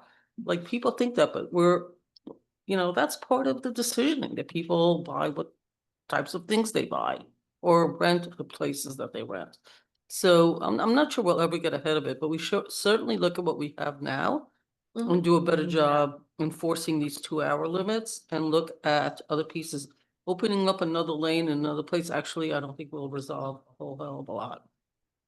Although you could look at it, and the job, I think they did look at one point about allowing parking like underneath. You can't build underneath anything in Austining. Because as soon as you build underneath, we realize there are rocks there, big rocks. Well, on You- Secor for those, Austining, a stony place.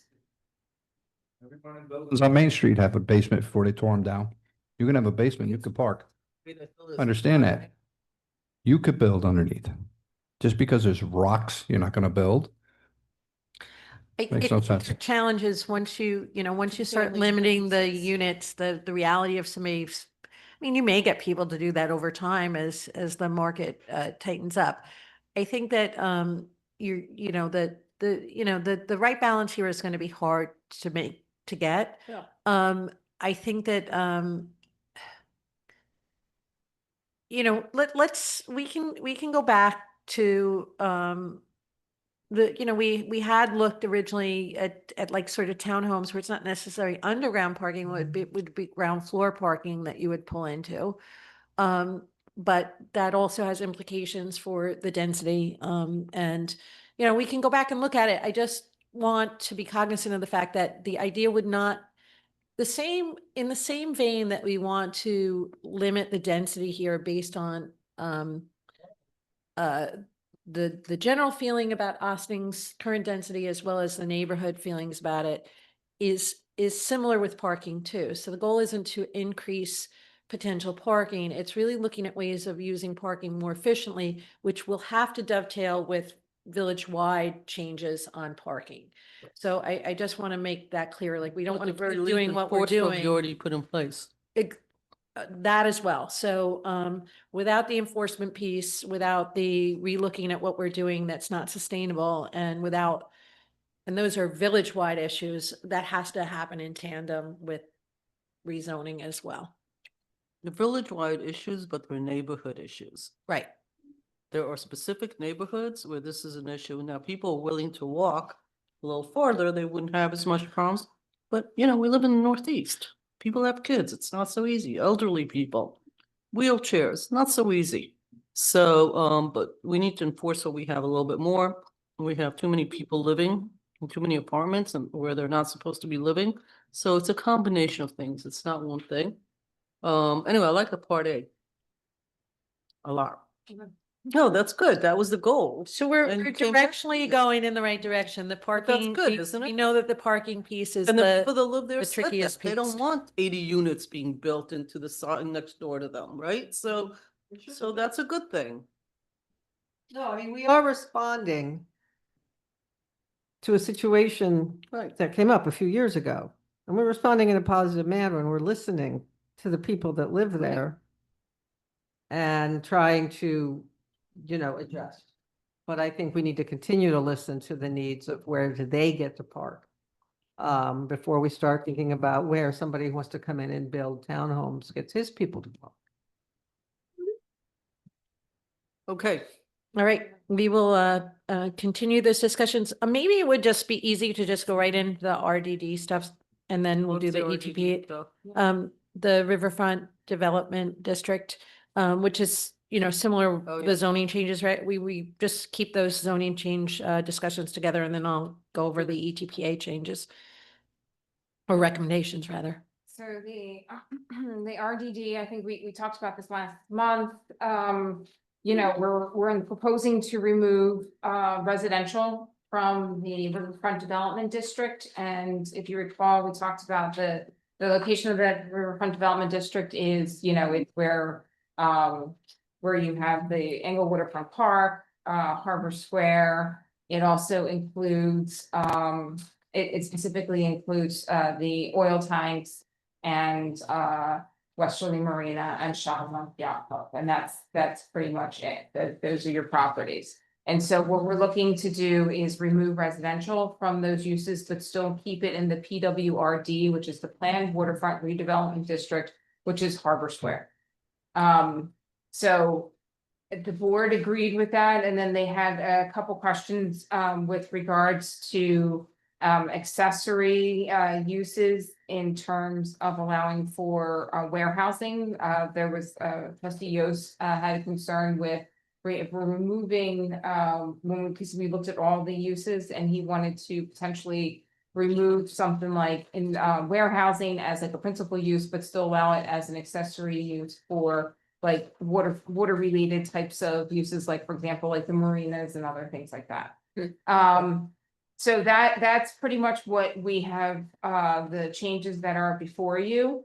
We removed anything that's related to the residential for the RDD district, and then also changed for warehousing and freight use, movement uses is now like a special permit, and then it has to be tied to as an accessory use to one of the other permitted uses in the riverfront development district. Okay. I'm gonna start on my left. Sir, questions, comments? Oh, that sounds good. You? No, I agree that building residential on that side of the tracks makes no sense. Giving a whole lot of, yeah. Okay, this will be a quickie because I think we asked you to do something. You came back and did what we asked, included all the feedback. I think you're good to go. Yeah, the one thing is trustee Yost did ask whether the board wanted to consider allowing for industrial or Light industrial. as in the riverfront development district. That is up to this board, you know, It actually is within a different context than what's being stated. The context that he, I believe, is putting it in is when we keep doing a bunch of things that we're doing in plain English, we need to look at the tax base and the effect it has on tax base. So yeah. we have reduced light industrial as a category.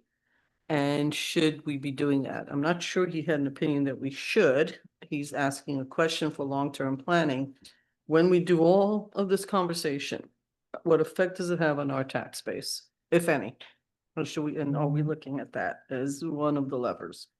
Right, so in terms of, I'm just saying, he's not saying we should have light or not have it, nor is he saying that, you know, that's his opinion. I think he's asking a question in the context of tax base. right, and so I just wanted to explain that in terms of the tax base, we are not removing any of the commercial uses that are already existing there. The only thing we're removing is residential development, potential residential development, which does not exist in any of the other properties except for the PWRD, which is the Harbor Square.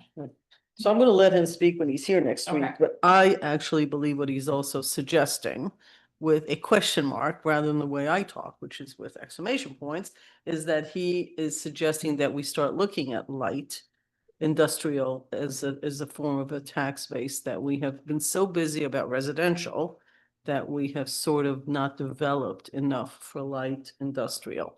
And so we're not gonna get businesses in here. A certain type of businesses. Industrial. Yes. If you go all the way up to the All the way end. up. Now whether it floods once in a while, I don't know, but I agree that, you know. Yeah, I'm just saying that like he's suggesting we look at that. He feels that Yeah. we may have just not been looking at it. He's actually not even saying we should have it Right. or not have it, but Right. I think that it's a conversation he'd like to start for a 3-year plan, like to go forward. Absolutely. That's really the I context. mean, whatever goes there needs to be something that if it floods on a regular basis, can continue to operate. I mean, you can't live there. So you want to take away residential, but put in light industrial with your point of flooding. Well, I don't know. I mean, they deal with it up the road, up North Water Street. Right. You've Oh, got yeah. light industrial, it's the same situation. Mhm. So, but it's, you know, there's really only limited places where light Yeah, there's- industrial can go, and that's one ownership. One person owns all that property. Yep. So it would be up to them. And in fact, you know, they've got a thriving business there. There are lots of flooded areas all over this country Yeah. where on paper, it looks like there's something there, but really they just use it because they build up and the first floor or the basements are used for absolutely nothing. They don't even put fuse boxes anymore downstairs, but that's not the point. I think his thing is he's trying to open the door for a bigger conversation strategically as we talk about all this stuff, not to forget that on a short horizon. And it may just be that the answer is, yeah, we're not gonna do any of that, but he would just like to, I think that's the context is my point, okay? So we sort of answered that one. What else? That was a quick yes on that one. Yeah, and I think his other comment, I can just send him an email back because it relates to the PWRD, not the Riverfront Development District. It was just. Okay, And the next step on this, right, is we're referring it to the planning board Right. to look at their July meeting. Good. And then we will discuss their feedback the following day when we see you Yeah. next. and again, the board doesn't present to any of these other boards, right? It has to be done in the context of its intentions. Not like yes, no, maybe, because this is where we get ourselves in trouble. That's why I'm making a big point of the context of this conversation, okay? If you're gonna bring it in front of any other zoning. Yeah, I mean, Okay. specifically related to the comprehensive plan, though, and the comprehensive plan recommendations, which is to remove residential development. From there. Okay, next. Okay, so the next item that we need to discuss is, as you all know, the village enacted the Emergency Tenant Protection Act, otherwise known as ETPA, which is essentially freezing rent for buildings over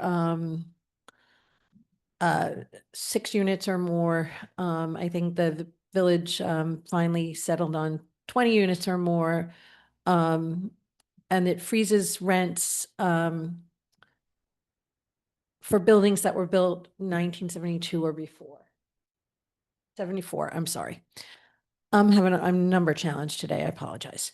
So at the same time, it was, the village also worked on doing an ETPA opt-out program for properties with 20 units or more to opt out of the program, providing they could document that they would maintain 20% of their total units at 50% area median income or less. We've been working with the properties that have signed on to the opt-out agreement. And we've been working with them for quite some time. There's 5 different properties owned by a total of 4 different landlords that are interested. The number of total units they have is probably, we're talking about 350 units total. So I'm sorry, be 292 units exactly. So the challenges, we have been trying to look on the implementation of this. And what we found is that this is really a highly challenging process. So we did work with the landlords. We asked them to provide documentation, including pay stubs and income affidavits and all number of things that we would ask, typical for if somebody was applying for Section 8 housing or if somebody was applying for affordable housing program. The landlords have expressed problems. Many of them have tenants who are in this current climate concerned about giving information. They don't necessarily have a tremendous amount of turnover in their buildings, so they've tried to do it based on existing tenants. And it has really been incredibly challenging to get the information. And the other thing we're realizing as we're doing this, that, and the devil is always in the details, this is an enormous amount of work. And there's there was not a fee associated with the opt-out program to pay for the enormous amount of work of vetting this information and auditing it. So then we said, well, other people are doing similar things. And we had conversations. Valerie had a lot of conversations. We've had conversations with other communities. And what we found is that for a lot of communities, they, have various ways of checking things. And we talked to Homes and Community Renewal, which enforces ETPA and also approved this program. And we found that it would be acceptable to ask the landlords to provide a notarized affidavit each year annually saying that they are meeting or have the intent to meet or close to meeting by attrition or turnover rather of their properties, this goal. And otherwise, the other option would be to disband the program overall because the opt-out program and have everything revert back to ETPA and just claim that, you know, we tried and it doesn't, you know, the execution of it is far more complicated and challenging than we can assume at the village level. So those are really the options, and you know, there's pros and cons of everything. One of the reasons that the opt-out program was initiated is because it is income-based. ETPA is not income-based. Once you're in the unit, the rent's frozen. It doesn't matter how much money you make. The property then can go to your next of kin who's been living with you for over a certain amount of time. And I'm sure in the audience, Mr. Dewey should give you the rules of ETPA better than I can. But it's a fairly difficult program for a landlord. It's great for a tenant, but it's bad for a landlord. I don't want to say it's bad. It's challenging because the rent increases are not significant. And a lot of these buildings, again, were built before 1974. They're old, and the maintenance, in fairness, sometimes exceeds the rent increases. And then you always have the challenge of a building being maintained properly, which even when you're renting affordable housing, as I did in my former job, when you're talking about old buildings are enormously expensive to maintain in the best of circumstances. So without subsidies, it is very, very, very difficult to manage old housing properties affordably. So those are the challenges. The ETPA opt-out program, on the other hand, would allow for market rate rents on 80% of the units. And again, we would be asking the landlords to basically testify that they are in compliance, which is not different than what a lot of municipalities do. And we did discuss that with Homes and Community Renewal, and they seemed to understand how challenging the enforcement of this program is and amenable to that. So that is what we are reporting back and really looking for board direction on how you would like to proceed. So the affidavits and I swear we're doing this would be in lieu of all of the work it takes to let them bear the burden of saying this is being done rather than the village bear the burden. Correct. Is that what you're asking us to agree to? We're asking you to consider that. The other option would be saying, because we can't effectively, I mean, I'm going to be honest right now, we haven't gotten the information. It's pulling teeth. We get it in drips and drabs. It is very hard to get. All of the landlords have told us that this is impossible bar for them to meet. Those are the options. If we want to keep the program at this point, we don't really have the internal capacity to manage this, given the complexities of it within the current budget. And we get no help from anybody. We really don't get help on this. No, we do not. We get a lot of politicians who talk a really great game and then don't fund and don't follow up. I Right. won't name names because, you know, it would be a waste of my energy, but it's not a good look. Do you have an opinion here, Bob?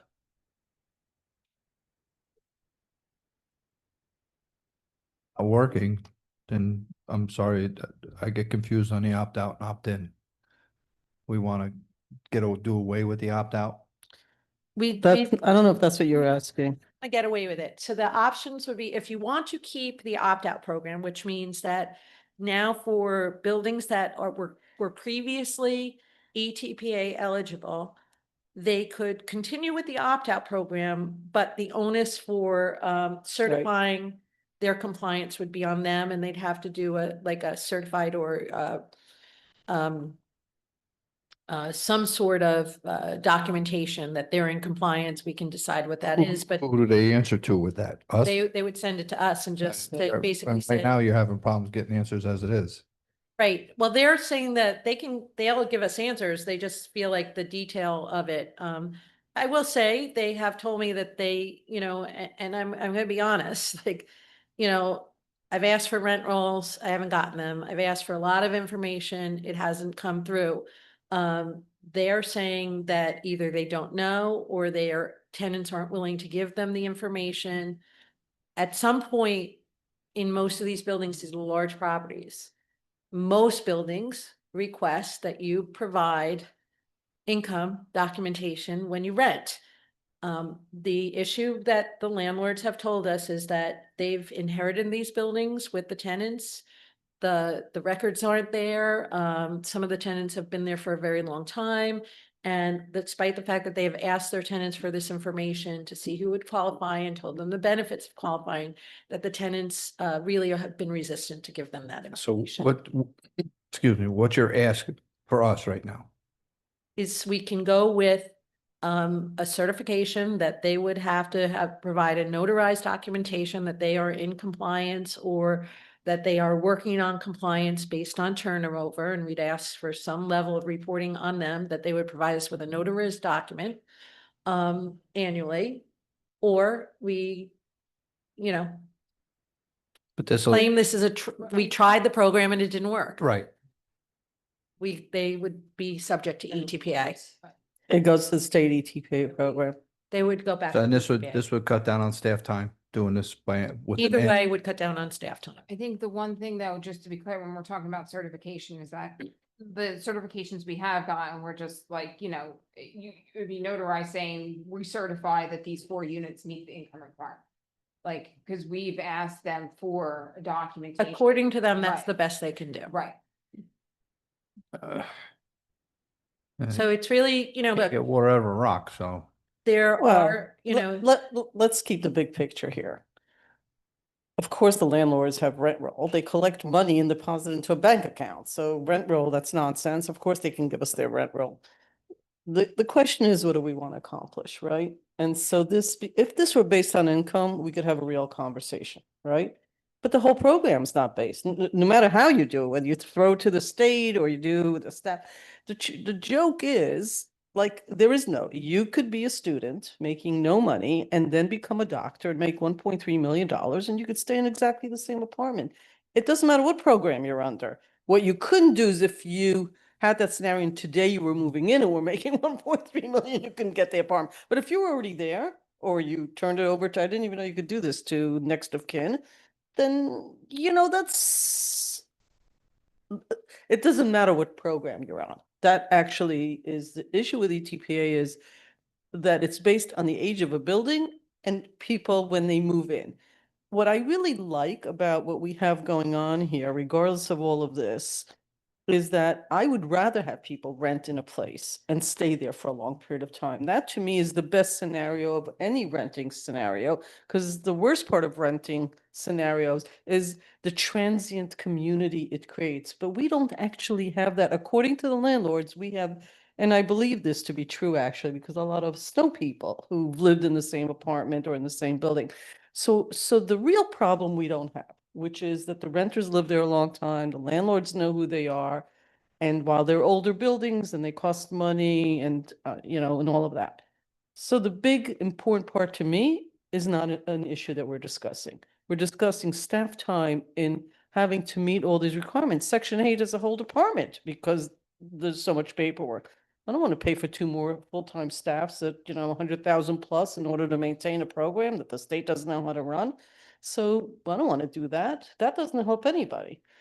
So we don't have a real problem. What we have is, in order to run the program, I think, it's staff time that is required and sort of bad feelings. You go to the landlords, they're too busy, they're too this, they're too that. Like, okay, I don't believe it 100%, but I believe it's 75%. So what's the worst thing that can happen? We just get notaries to say, this is it. People don't want to tell you their income.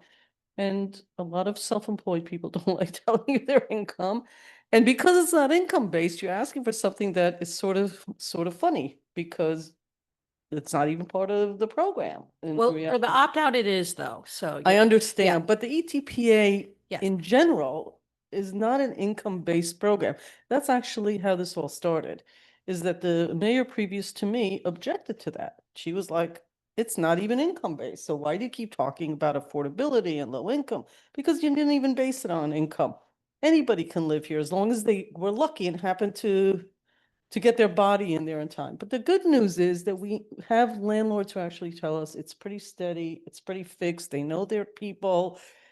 Okay, so that's the good news. I actually think to alleviate work to just get some sort of piece of paper that says Rika Levin lives here and that they're of a certain income and we're okay with that is not such a bad thing if people stay where they are, because that to me is the number one goal, right? I mean, that people have a place to live, they want to stay there, they're living there. Okay. We would try to put some, I you know, think you can fail safe tighten it too. up a little So bit. there's a couple of things we can do that maybe tighten it up, like ask, like, you know, where are you with the number of units, you know, what's I am getting little progress reports from some of them. So you know, on the one hand, I'm not getting the information very fast, but I do get dribs and drabs here and there. That said, too, we would mandate that the rules for the program be visible in the common areas of the building, and these buildings get inspected, we would be inspecting for that as part of our building inspections.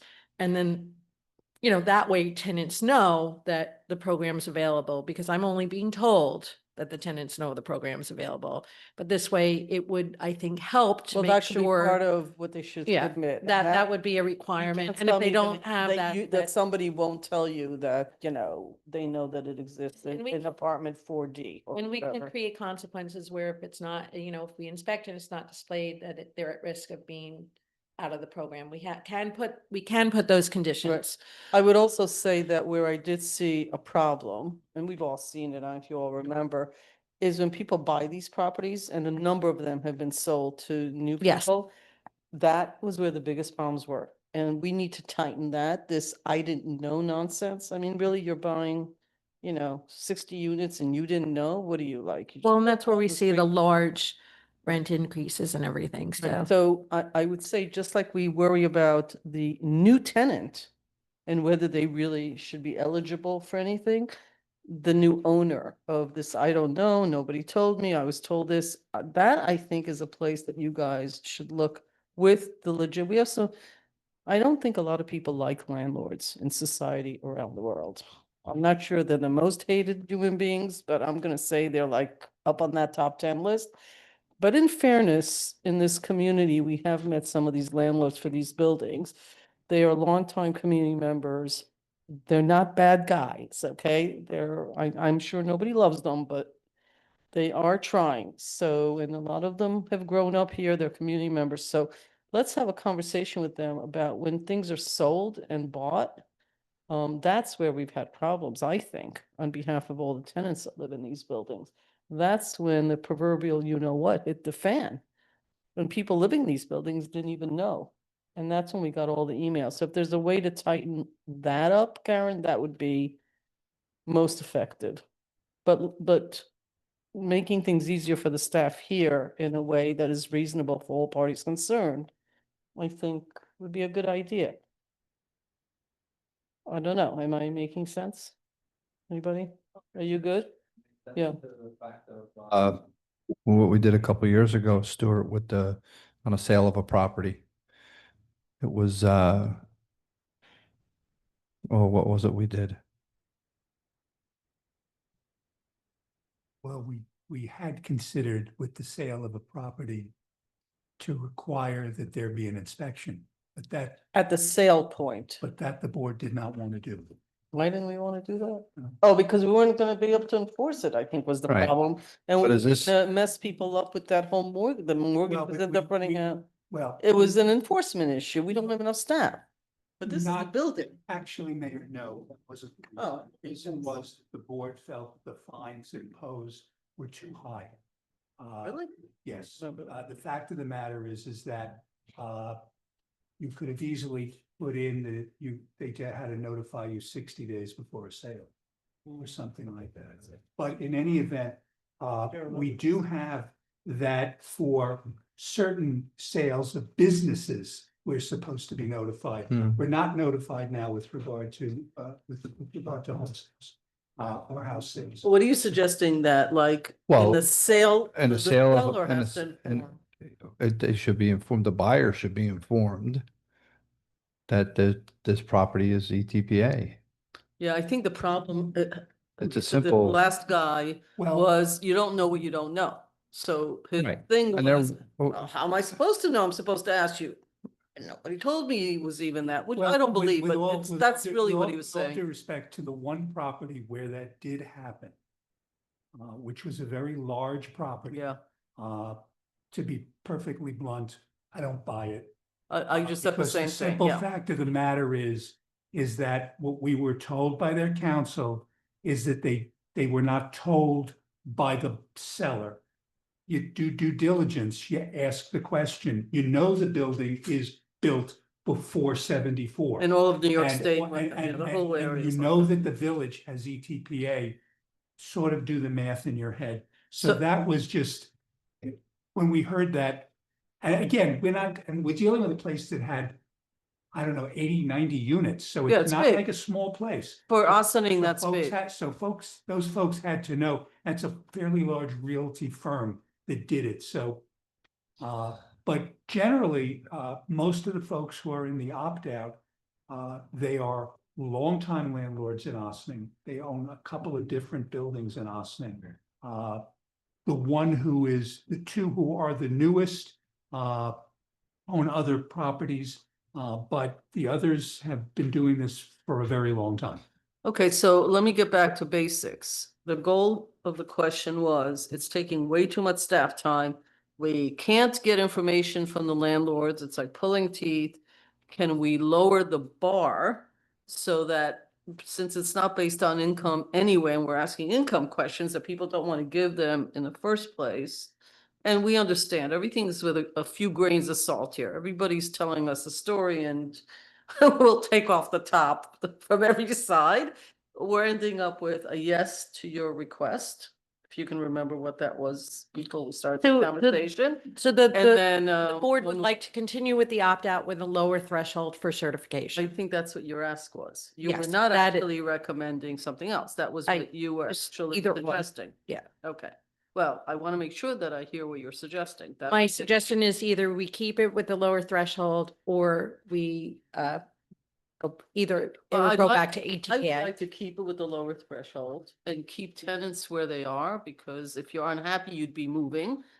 Let's give that a try, because we can come back next year and say, you know what? This ain't working either, and it's getting harder and harder, and let's now go to another plan.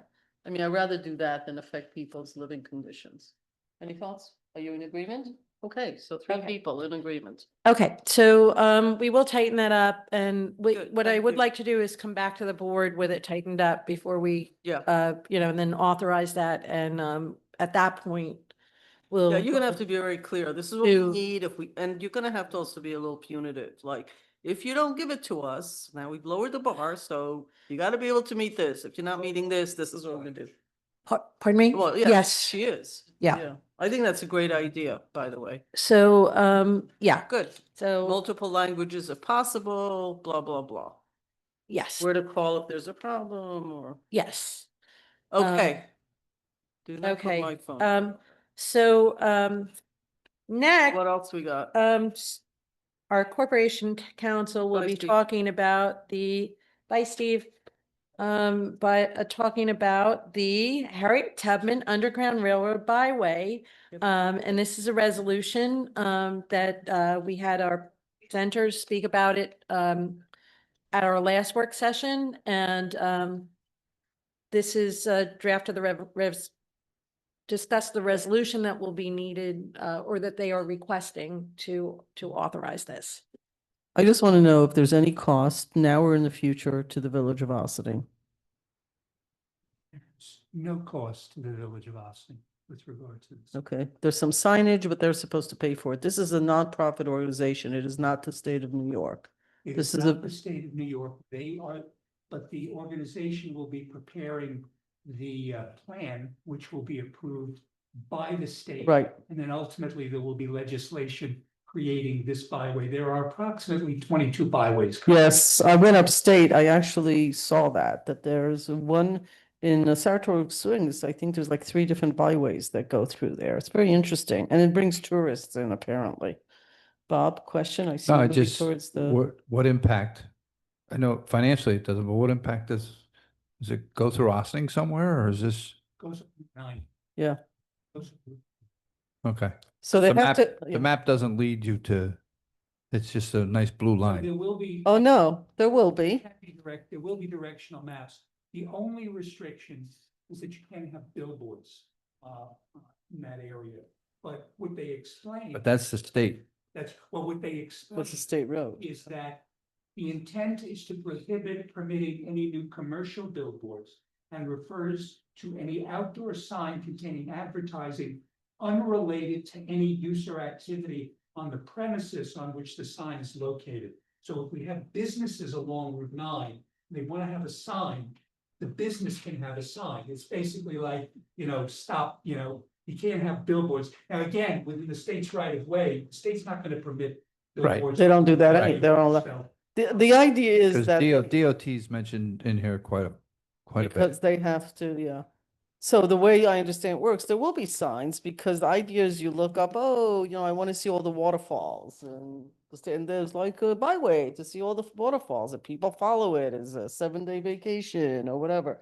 It actually allows people to have like a path. So I think it might be good for us. I don't think there's any downside. Must have run into some rocks or something up there by yeah. Syracuse because it took a southern route Yep. real quick. There's yeah, so they need all the municipalities basically to agree because it has to be connected. And we're in that line, I think I don't know. a few, quite a few. I know at the last meeting, the presenter went through and they basically have a lot of the municipalities going all the way from New York City, all yeah. through up to Niagara Falls that are in there. I know in this area, I think the town has done it of Ossining. Yeah, and they were asked at the same there time. were- I think there were 3 that were waiting to pass. Ossining would be one, Village of Ossining, there were 2 others in Westchester. Yeah, so they're basically the river towns right now, then they're gonna move and get the rest of them. So I think we're okay. I wasn't here for the meeting, but I think we're good. The reason I asked them to come in, I didn't understand what they were telling. B, they had so many people writing to me, all from different places, that I had no idea what was going on. So once we cleared that up, I think it was worth, I'm sorry I wasn't here for the conversation, but great. So we're good. 3 yeses. We're moving it forward. Next. I will go into the next topic. Is this the last one Sorry, that was before? me. I'm losing my place. Is this I 2 was more texting before the Pat, special meeting? Do me yeah, a so- favor. Okay, I can let Pat know in about 10, 15 I minutes. just texted him. That's Oh, why I okay, was great. distracted. All right, even better. So yes, the next, Stuart, I wouldn't want to not miss your introduction here.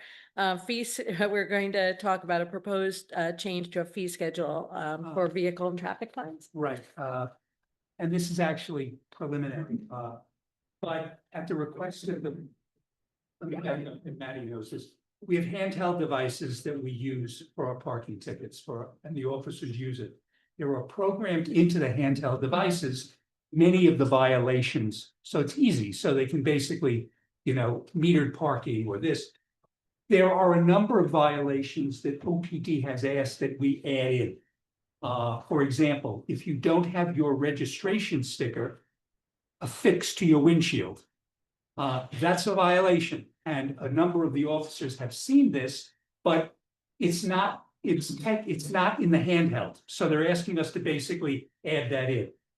The mayor then wrote an email to me about what about all these issues with the, fake number plates and covering the number plates. So what we have also asked is that those sections of the vehicle and traffic law be added to the handheld. For example, that you have to keep the plates in a clean condition, that they're easily readable, that the plates are properly affixed, that you have. Now, we already have no front plate, but we're going to have that. But also that, and this is really more the problem that they're seeing down at, particularly with the Easy Pass, is that you're covering it or you're using a fake plate so that you basically use another plate. That obviously would be, these are all added. The reason I'm not prepared to come before you tonight specifically with the fees or the fines is that I'm in the process of determining if in fact, well, let me back up. Each of these have minimum and maximum fines. So for example, if for the number plates to be clean and in a clean condition, the fine there is, I believe it's a 0 to 150 with a $93 surcharge. However, if it's done, if the ticket is issued while someone is parked, it's only a parking violation. What that effectively means is there's no $93 state surcharge. But what the issue that I have, and I'm trying to figure out, and I think I have the answer, is that since there's a minimum and maximum, OPD, for example, has suggested that some of the fines should be, let's say, $150 or $75. But the question is, do we have the authority as a village to essentially set a fine when the state has already set what the range of the fines are? My initial answer is probably not, because the way the state words it is that if we set the code, it's our fine, it's not your fine. The reason I have a question is, for an example, we set a fine at $75. But the state has a minimum of 0. And that person comes in to the court to pay the fine. What is the clerk supposed to do? They're going to say, oh, it's 75. Person could say, well, the state says it's 0. So I'm trying to work that part out. And I will have that answer probably within the next week or so. Been working on it the last couple of days to figure it out. But we will have to put some fees into the schedule.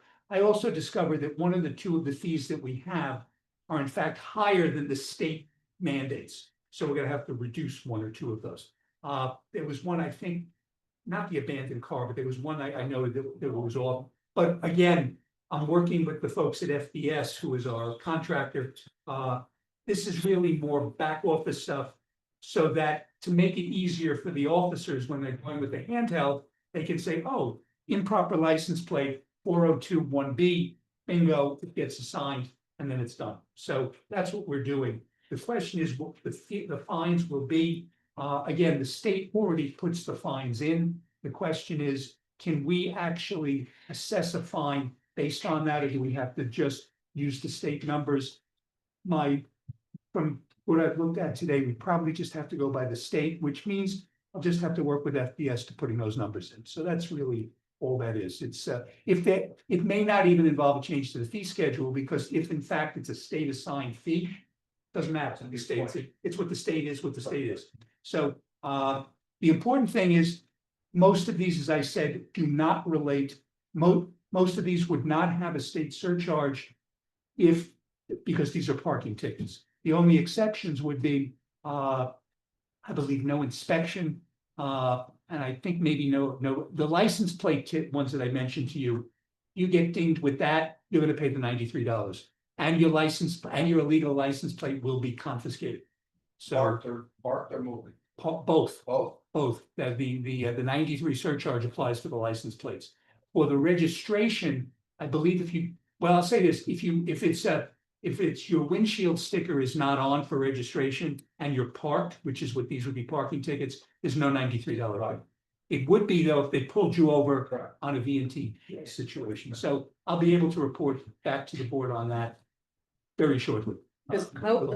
You got my note about the growing ghost plates that are out Yes, there? in fact, there's Sorry, I missed that. a specific section that we would be adding to the handheld devices, Mayor, and that actually is the section where basically it's 4021B3, which is the view of number plates shall not be obstructed by any part of the vehicle except for a received transmitter. In other words, you can't use it to cover, can't use a ghost plate, can't use a fake plate, which is another Well, I think section. what's happening is people are putting tin foil over their That's right. plates. Well, that's what's happening with you often see details at what used to be called the Brooklyn Battery Tunnel and other places where they would basically just see those cars and they would know them immediately, and the Easy Pass will basically ding them right away.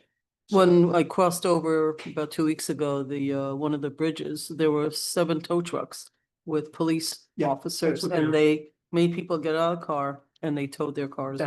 Yeah, because what happens is when they do that, they confiscate the plates, so there's no So plates they on the can't cars, use the they car. have to. Right, that's what got me thinking.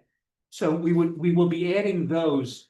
So it looks like we'll be adding, looks like 5 new sections to the handhelds. My thanks to John D'Angelo and to Pat McGovern and the mayor for bringing that also to my attention. So those will all be added. The issue as to whether the exact fines will be is something I have to talk to the lieutenant about. But you know, we should have those. I expect to hear from FBS in the next day or so, so hopefully that'll be up on the handheld very quickly, and they'll be able to start issuing those tickets as well. I will just point out that last month, the department last month wrote 700 more tickets than the year before, same month. So we're actually on an upward trend. We had a few months where it was a little bit lower, but now that we have a new night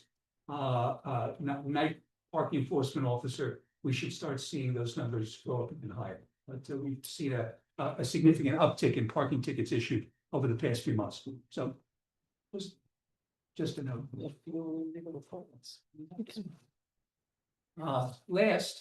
Last but not least, cabaret application. We have a cabaret application. Do we have any of the police on the phone? I mentioned this to the chief. I don't know, he either said it's gonna be Lieutenant Lance or. This is a new opening. It's a brand new place. Okay, Yeah, it's so the why, office. Used to be Serenita Lounge. right, Uh, so we would just want the building inspector, right? They passed the building inspection. Right. They've been approved by OPD. There was no issue with regard to that. A couple of It's things. not next door? Yeah, that's the one next door. So how's that new? Because it's the new owner. It's a brand new business. Okay. No, I know it's been closed. And who's the new owner? The gentleman's name is Mariano Zapata. And he has no relation to anyone who formerly operated that business. Just tell you, it's completely, it's a new owner, and I will point out that his refreshment license, which has been issued, includes many of the restrictions that we put on some other refreshment licenses. They have to have the alcohol awareness training. They cannot serve but the buckets of beer. They will communicate with either Captain Donahue or Lieutenant Lance regarding operational issues. They'll provide insurance information. They'll provide a list of all current employees. They propose to have a cabaret operating on, I just have the days of the week here. Thursday, Friday, Saturday, Sunday, opening at 4 a.m. They had put in a closing of 3 a.m., but that's the closing for the bar. Under what this board has done on Friday and Saturday, the closing, if the board agrees, would be 1 a.m. And on Thursday and Sunday, the closing would be midnight. Their proposal is to have a DJ, live music, jukebox that is consistent with their plan that they filed with the state liquor. And everything checked out, because I thought there was an error with the SLA and how they closed. The error with the SLA was actually with another location. Okay. Here, They're good? here, I should point out, while their cabaret license is only for wine and beer plus soft drinks, Right. they actually have a full liquor license. So should they want to serve liquor, they are authorized to by the SLA. And Do they have to come back to us for that? well, I would say no, but they would have to pay a higher fee to the clerk to get to up the license. Okay. So they have a full liquor license, but they're not gonna use it? I think what happened is at one point, there was some question whether they had a full liquor license, so they submitted it just for that. But I confirmed with the SLA that they are currently operating under a temporary retail license, which expires on December 10th. The likelihood is it would be continued after that, but the SLA has confirmed to me through their licensing division that they have a full liquor license, so they can serve beer, wine, cider, alcohol, anything like that. So And that's the opposite. I just have one ask, is it possible for us, since it's a new business, a new owner, and everything's gonna be fine, can we do a 6-month review on the cabaret? You can, You would, we can certainly put that. Just put that into just the this, resolution. just to see blotter reports, We just. did for another. It's that- 6 months. But yes, 6 months. Would put you We're anyway. we're already in in July, yeah. 6 months would put you essentially next year already. So, okay, So they'd have to. Now, I come will in say this, their license expires, permit expires on December 10th. So unless we have obviously a new permit by that day, Mhm. that would.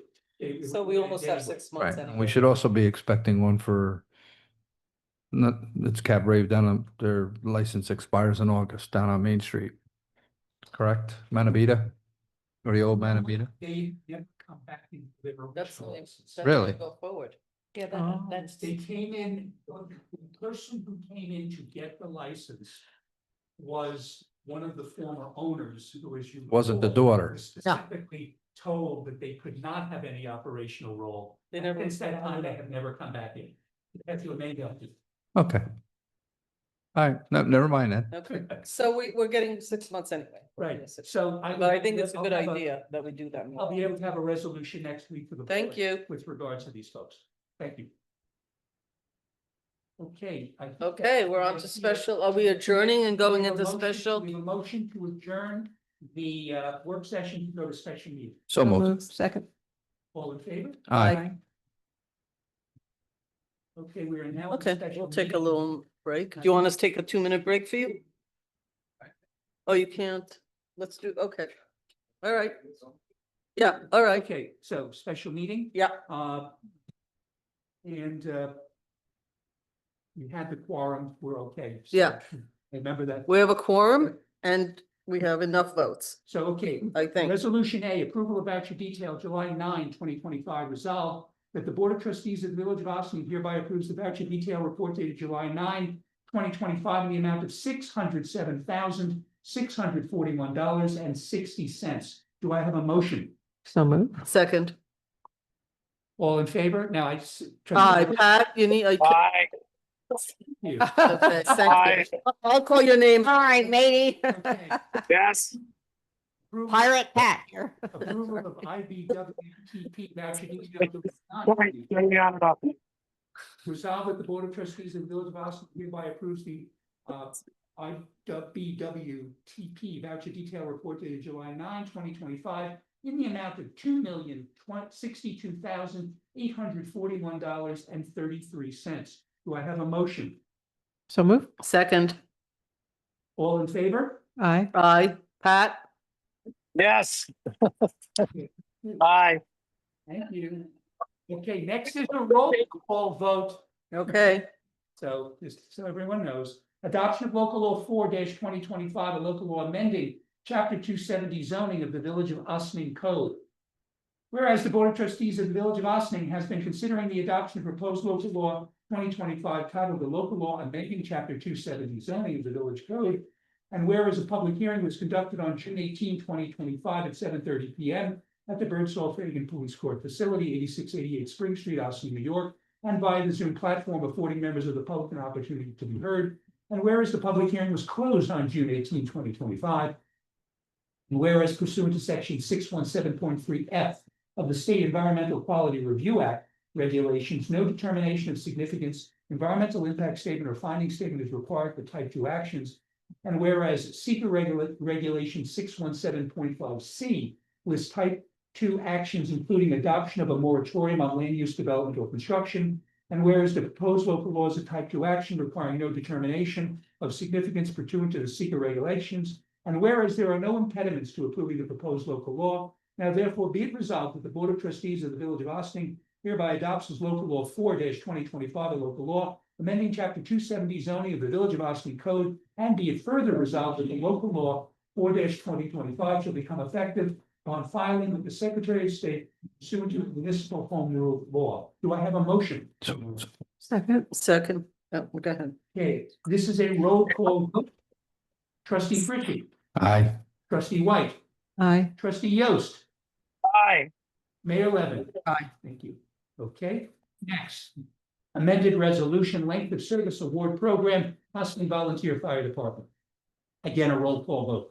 Whereas on June 18, 2025, the Board of Trustees adopted a resolution in the matter of establishing a service award program for active volunteer firefighter members of the Ossining Volunteer Fire Department. And whereas subsequent to the Board of Trustees adopting the above referenced resolution, it was determined that Section 8 of the resolution needed to be revised to effectuate the board's intent and to be consistent with the requirements of Article 11A of the General Municipal Law. Now therefore be it resolved that Section 8 of the resolution in the matter of establishing a service award program for active volunteer firefighter members of the Ossining Volunteer Fire Department is amended as follows. Section 8, up to 3 years of service credit may be earned under the point system by eligible participants for service prior to January 1, 2026. To be eligible to earn credit for such service, a volunteer must earn a year of service credit during calendar year 2026. An active volunteer firefighter member eligible to earn credit for service before January 1, 2026, during calendar years 2025, 2024, or 2023, who dies or becomes totally and permanently disabled, shall be considered to have been a participant at the time of his or her death or disablement. Further, he or she shall be given credit for his or her otherwise allowable pre-2026 service if during calendar years 2025, 2024, or 2023, he or she was prevented by his or her death or disablement from earning service credit under the point system as determined by the village board of the Village of Ossining /LAC. Participants who earn years of credit for years before calendar year 2026 shall be paid a $20 service award for such years of service credit earned for years after calendar year 2022. And be it further resolved that the Board of Trustees June 18, 2025 resolution is revised to include the above language in place of the previously approved Section 8, and be it further resolved the remainder of the June 18, 2025 resolution remains in effect. Do I have a motion? So moved. Second? Okay, roll call vote. Trustee White, Aye. trustee Yost, Aye. and Mayor Levitt. Aye. You, okay, do I have a motion to adjourn the special meeting? Hold on 1 second.